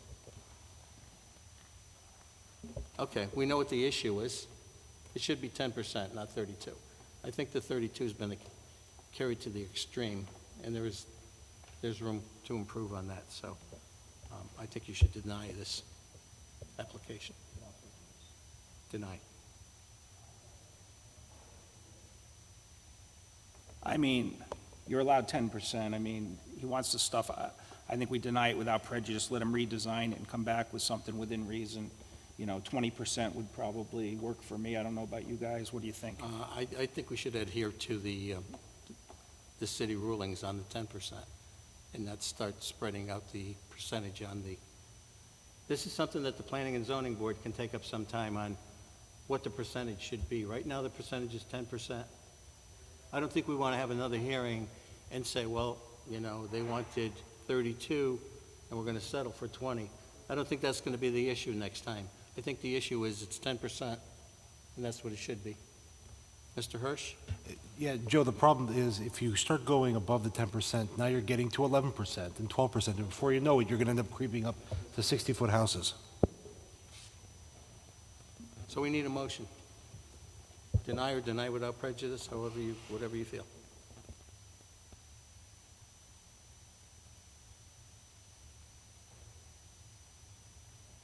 I make a motion to deny without prejudice. If you guys want to second it or Second. agree. We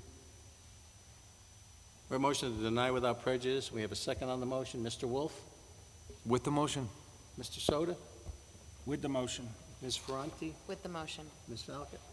With the motion. I'm with the motion. Denied without prejudice. Item number 8, 286 Broadway, MBP 9/130/14, R5, Alphonse Ippolito, owner, vary section 3.1.4, Grant Street, vary section 3.1.4, Grant Street front yard setback to 5 feet where 20 feet required to construct a single-family residence. We're going so fast.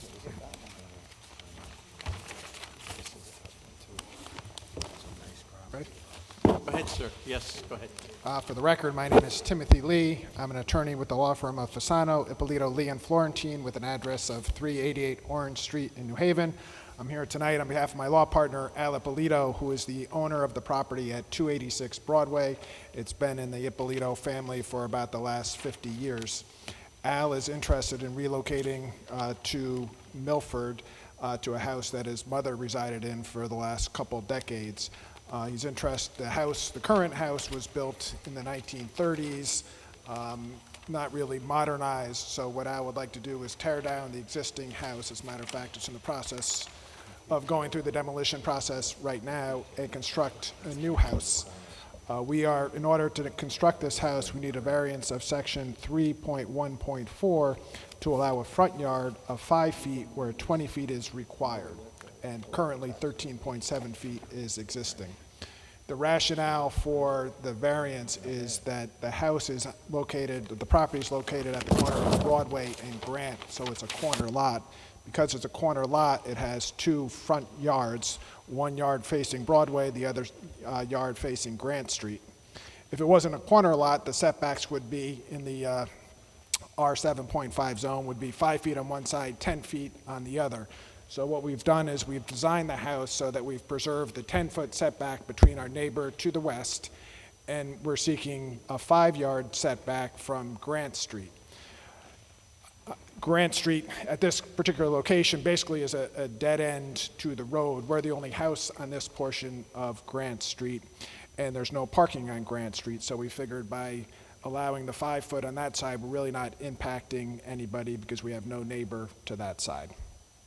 Mr. Chairman, I had a phone call and an email exchange with Mr. Ippolito, and he had agreed to stipulate on the record that the steps coming off the house on the Grant Street side are not a part of this application. And I would like that to be spoken into the record by the applicants. Yeah. Well, I just pointed on the map that there was a set of stairs going from the house onto Grant Street. Those stairs would encroach upon the 5-yard setback. Steve did bring it to our attention, and for the record, we're willing to state that those stairs are not part of the application, and we're willing to forego those stairs, thereby preserving the 5-foot setback at that location. Oh, it's still 5 foot. It's still 5 foot, correct. We're eliminating the stairs from your consideration. Okay. You all set with your presentation on that? Unless the board has any questions. Okay, well, how much room do we have? This is going to be a new house, of course. A new house, correct. How much room do we have on the other side? 10 feet on the other side. Just 10 feet. Yeah, under the regulations, if it was not a corner lot, the side yards would be 5 feet on one side, 10 feet on the other. So we decided to try to preserve the 10 feet on the side that has a neighbor in order to preserve our privacy and their privacy. Okay, so you said there's 10? 10 on the neighbor's side.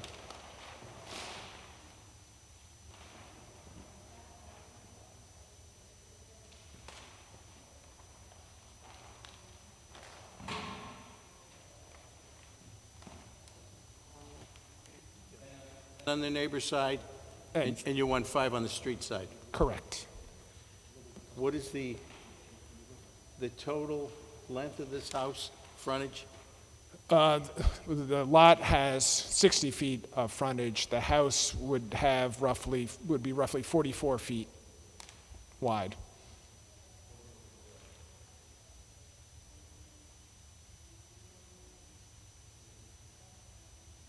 It's 60-foot width of the house. We're having 5 feet on one side.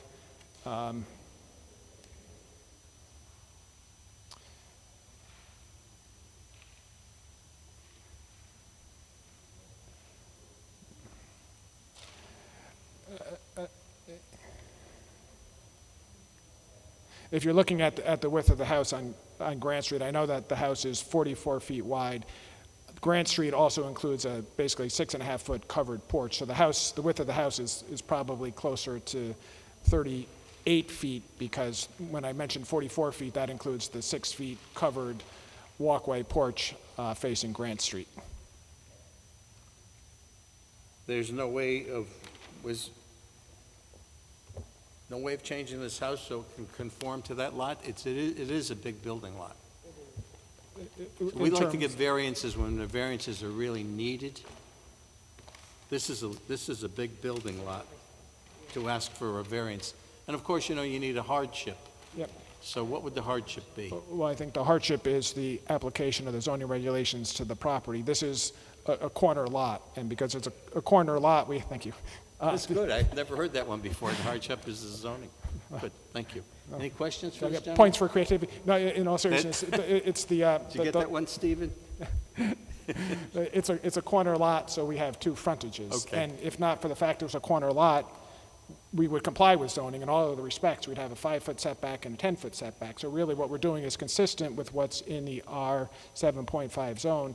The other point of the hardship is that the lot, the street that it abuts is Grant Street. And Grant Street at this particular location, we're the only house on Grant Street. Grant Street is a dead-end street to the water, and there's no parking on Grant Street. So it's not like we're on a major thoroughfare there. Basically, we're on a road that nobody uses. No, that's understood also, yes. Yeah.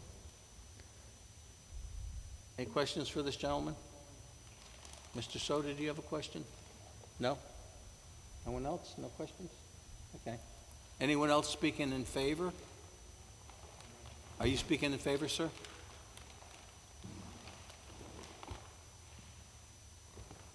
Hi, I am Al Ippolito, and my family has owned this property since 1975, so it's about 44 years that they've owned it. And in that time, what we've noticed is, unfortunately, we've had a few deaths there, my dad and my sister, but when we had to bring someone to live on the first floor, we noticed that it's a very narrow property, and it's a very narrow house. So there really was, once we had to put a bedroom on the first floor, there was really no room. In the new plan, I actually have a 91-year-old mother-in-law living with us, so we're trying to do first floor living, so that, frankly, I'm going to get old there too, hopefully, and that's what we're trying to do, and that's what the expansion is. So as Tim mentioned, that if we were within the 20 feet and the 5 or 10 feet, you only have very few, you only have out of the 60, you've got 35 feet, and that's just not enough to really get first floor living. You're going to be without either a living area or a cooking area or a bedroom. So when we had to bring the bedrooms down, that's where the issue was. In addition, I'm very sensitive to the fact that in August, we actually had a small fire there. And we were lucky that they were able to contain it, but I'm fearing if we were closer to the neighbor's property, that could have been an issue for there. So we were thinking for safety purposes, we would like, since we have to build anyway because of the fire, we wanted to build as far away from the neighbor to sort of do that. And as Tim mentioned, Grant Street is pretty much more of a sidewalk than a road. And that's why we'd like to maintain your regulations in that area. And I think if you look in the rest of the area, every other one of those side streets, my neighbor right across Grant Street is right up against Grant Street. You go down to Ocean Avenue, both sides are right up against right up against there. So it is in compliance with the rest of the neighborhood that we're trying to do this. And we're all, like I said, we're just trying to keep it as for first floor living and also away from the house that's nearest to us. Thank you. Yeah, as complicated it is in that neighborhood, you have, right now, you already have the luxury of, you do have a lot of space around you, because some of the houses are really on top of each other, you know, so. That's what we look at all the time. It's like, we're trying to be reasonable and give people variances that are really necessary, you know, so. Okay, so any other questions? Go ahead, Mr. Wolf. Total square footage of the new construction? Yeah, the total square footage of the house would be about 4,200 square feet. There's about 1,700 square feet of living area on the first floor. It includes a two-car garage, and then there's living area above the second floor, so that's why the second floor is bigger. The apron to, Like for storage, because you don't have a basement? I think the statement was that the rationale for the larger house is since the property is located on the water, it's raised up on, that there's no basement, and the extra square footage, a lot of it was going to be dedicated to storage. existing approach to the new two-car garage is off Broadway, and currently the approach into the garage is off Grant? That is correct. Thank you. Anyone else speaking in favor? If not, anyone here opposed? If you're opposed, please come forward. Hello, I'm Peter Lesser, and I live at 3 Grant Street, which is kitty corner across the street from this house. I have to say, I'm thrilled to hear that the house is going to be rebuilt. It's in a beautiful location, and there has been problems. The house was on fire, but what they're trying to do is bad for the entire neighborhood.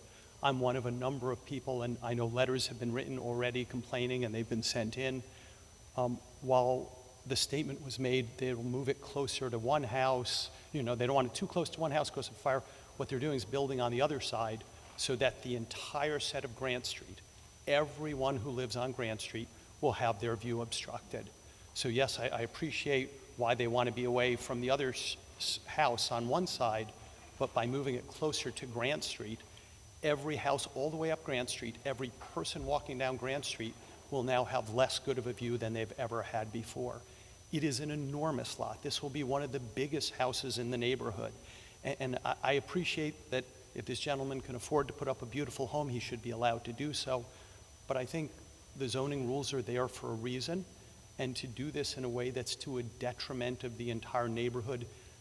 I'll say I'm a newcomer. I haven't been there for 40 years. I've only been there for mid-20 years. But the idea that this big house will be given an exception to the rules and then make it less good for the rest. And other neighbors, our neighbor across the street tried for the exact same thing, and they were told, don't even ask for the variance. There's no good reason that you would need it. Your lot is big enough, and that is in a letter that was sent already that came from Carolyn Walker. I have a copy of it. Unfortunately, electronically, I didn't print it, but I could not more strongly oppose what's being done. I think if he stays within the bounds that are the zoning guidelines, he can still put up a very large and beautiful home with a gorgeous view of the water. Thank you. Okay. Anyone else speaking against this application?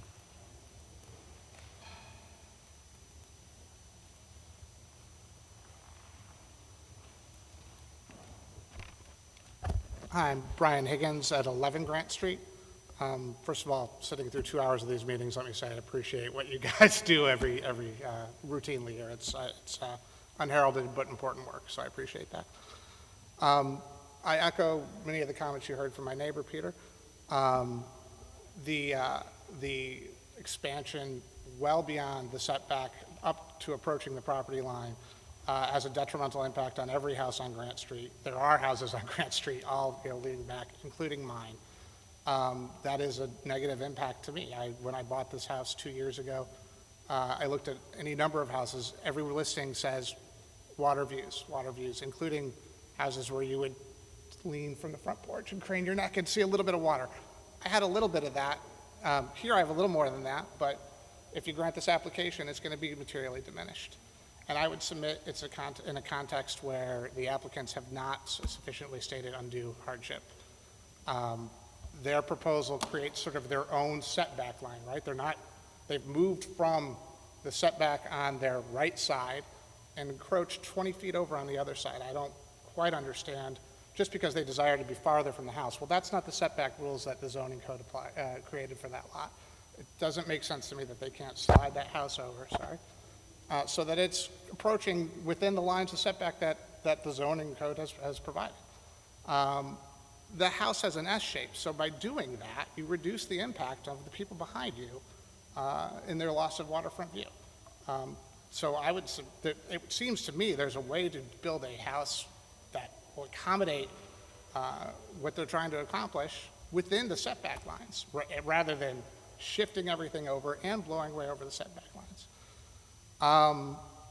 Some of the rationales I've heard are a little curious to me. Well, if it wasn't a corner lot, we could do this, but it is a corner lot, and the rules are put there to be adhered to.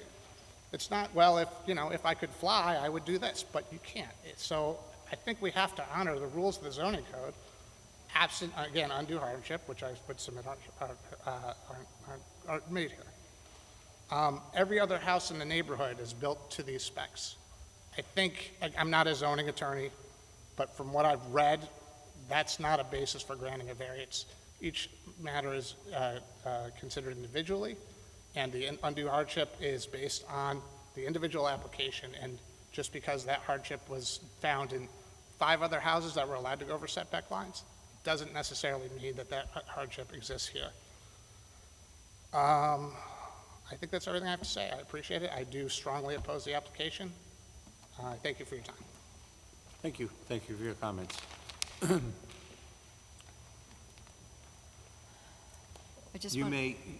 I just add that the letter that the previous speaker referred to was submitted in opposition from Ms. Walker.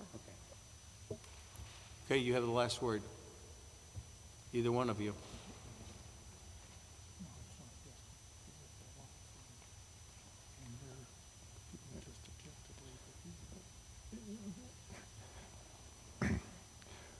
With regard to the request for the variance, we do believe that our lot is in a unique position due to its location on Grant Street at the end of basically what's a dead-end road, and I do think that separates us from other applications that may have been submitted for properties in the past.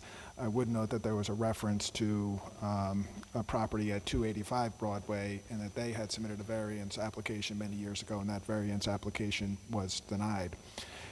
I think our property stands in marked distinction to their property. That property has frontage of 100 feet. It's a substantially larger lot than our lot. Our lot has a frontage of 60 feet. Their lot abuts Grant Street, where it's a thoroughfare where there's traffic going up and down the street. There may be reasons for the board to keep that property off, or that house off the property in order to avoid traffic. Once again, we're in a portion of Grant Street that doesn't allow parking, doesn't allow cars. We're taking our driveway and taking it off Grant Street to further eliminate any potential for traffic on Grant Street. So I do think that this particular lot is in a unique position vis-a-vis other lots in the neighborhood and on Grant Street in particular. I would also note that just by looking at the assessor's map, what we're doing is entirely consistent with other houses in the neighborhood. If you look at other corner lots, Ocean Avenue and Broadway, it looks like the house is within a couple feet of the yard. If you look at 264 Broadway and Hauser Street, that house is a corner lot. Looks like the house is right on the property line. If you look at 258 Broadway, that house is a corner lot. That is right on the private portion of the private road. I think what we're seeking tonight is consistent with all the other applications that are, or all the other properties that are in the shoreline and that are similarly situated close to the water at the end of the dead-end street. And I will submit a copy of the assessor's map for the record, just so you can take a look at it. Then we have a question for you.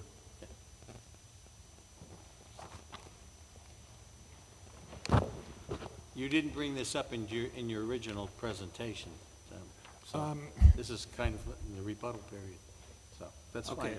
Well, we did bring up Right. the fact that it was consistent with other houses in the neighborhood. I didn't get a chance to submit that, but I'm happy to answer any questions you have. All right, so the garage is going to be 10 foot off the property line, right? 10 foot. The side setback, 10 foot, correct? Correct. But then the house knocks over to 14.9. Yeah, it indents, correct. Why are you doing that and not keeping it straight? Because if you move this house directly in line with the garage, that would take 4'9" off this, you knock another foot, and you don't even need a variance. We would still need a variance, but what it would do is actually be consistent with what's there right now. Because right But now. I mean, we're- I don't Yeah. get why you're pushing it that way. If you just kept it in line with the garage, you'd have 10 foot. I think it was designed that way more or less as a courtesy to the neighbor on that side. Yeah, but you're 14.9. We're 14.9, right, in order to create separation between the neighbor to the west and Right, our but property. the setback is 10 foot on each side, correct?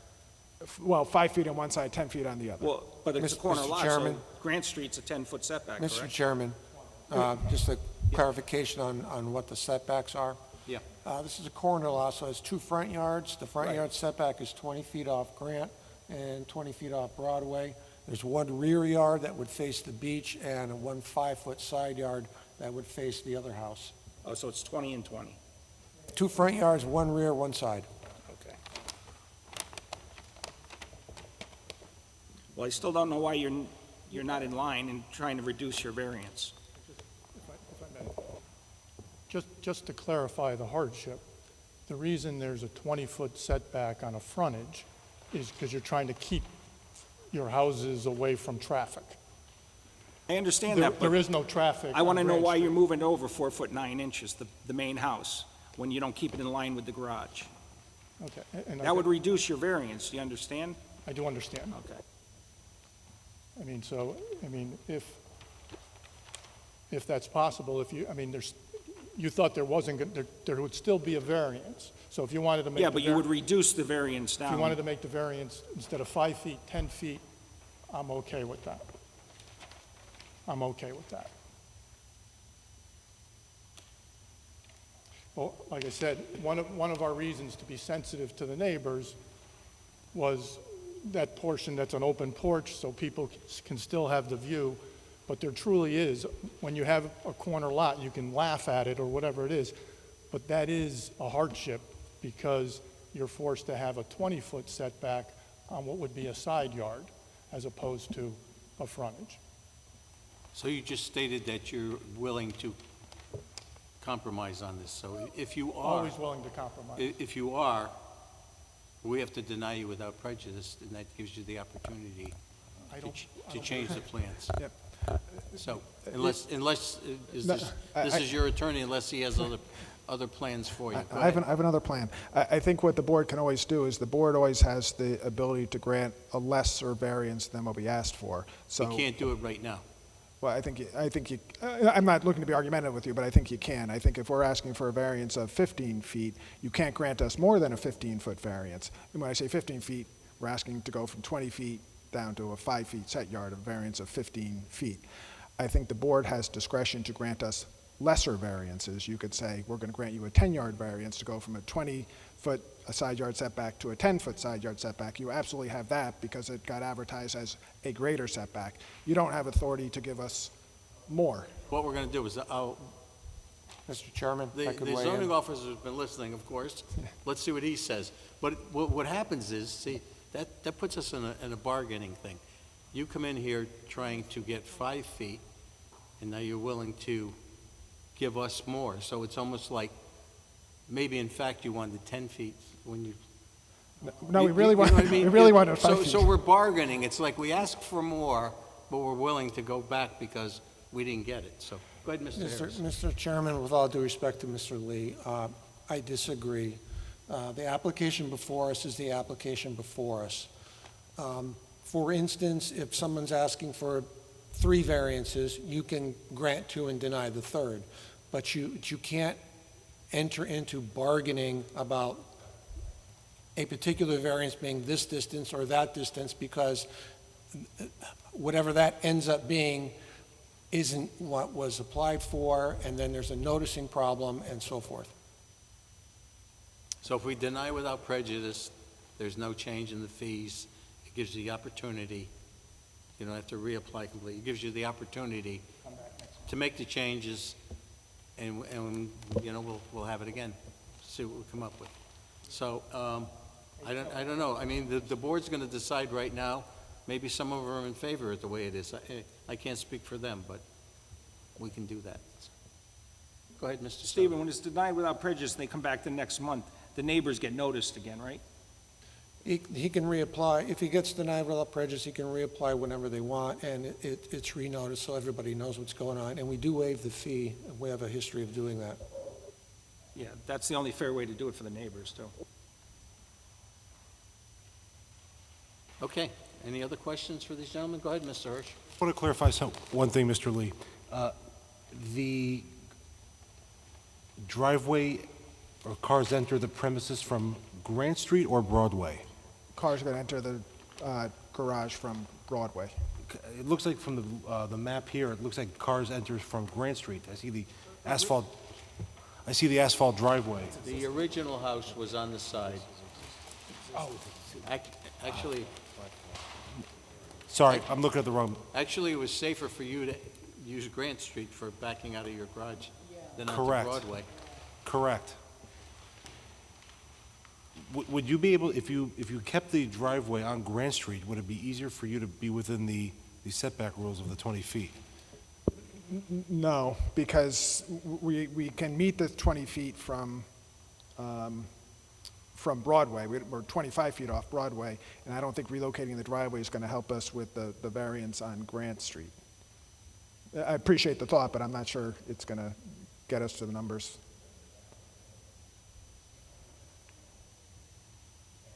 Any other questions? Any other questions? No? Okay, this hearing's closed. Thank you. Okay. We've almost had our I don't know. our rebuttals, and go ahead, Sarah. I didn't have any questions, but I do have comments. I think that at 4,100 square feet and an oversized lot, there is plenty of room to not need any variances. Thank you. Any other comments, or Well, I have your definitely, comments right now, because we need a motion for it. I definitely think there's room for improvement. Are you also in I mean, favor of? Bill, though, I mean, I think that you're inclined to deny without prejudice, and I'm leaning more towards deny. That was my next question. It's a 10,000 square foot lot, more or less, right, with 7,000 for the zone. I mean, it's an oversized lot. I There are lots understand of that, corner but lots. you got to remember, corner lot is a hardship. You know, if that had a house on each side, he would be what, 10 and 5, Stephen?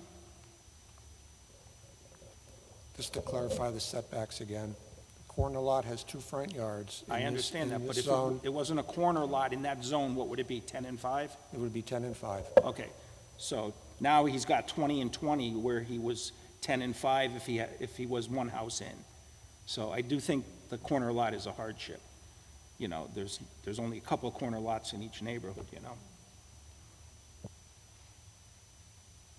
I mean, that's my feeling on it. I think there definitely is a hardship. But yes, it's a corner lot, but it's oversized. That should compensate for the fact that it's 2 front yards.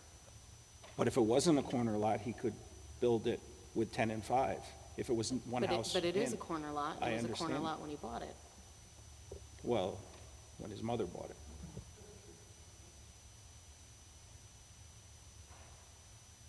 Okay, who's ready to make a motion?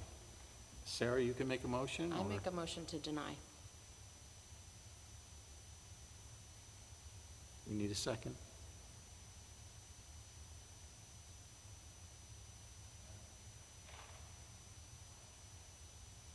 I make a motion to deny without prejudice.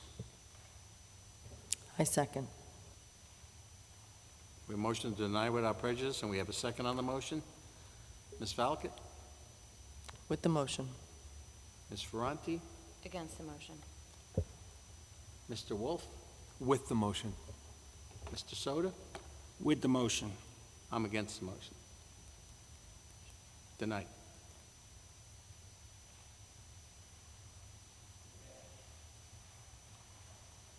New business. The motion failed to carry is the proper term. Motion failed to carry, so it's denied.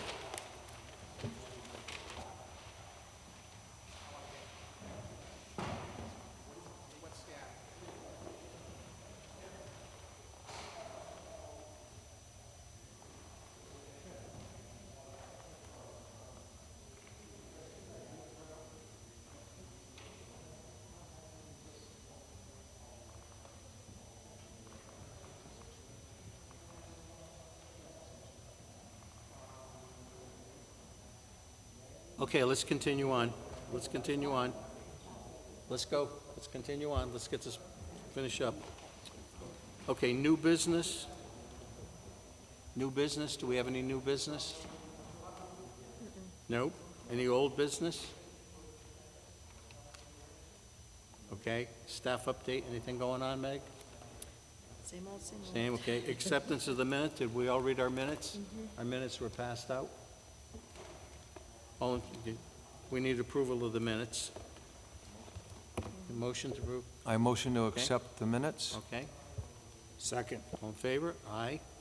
Aye, okay. Applications for next month, we know we have a couple maybe coming back, and that's it. So we need a motion to adjourn? Okay, this meeting is adjourned.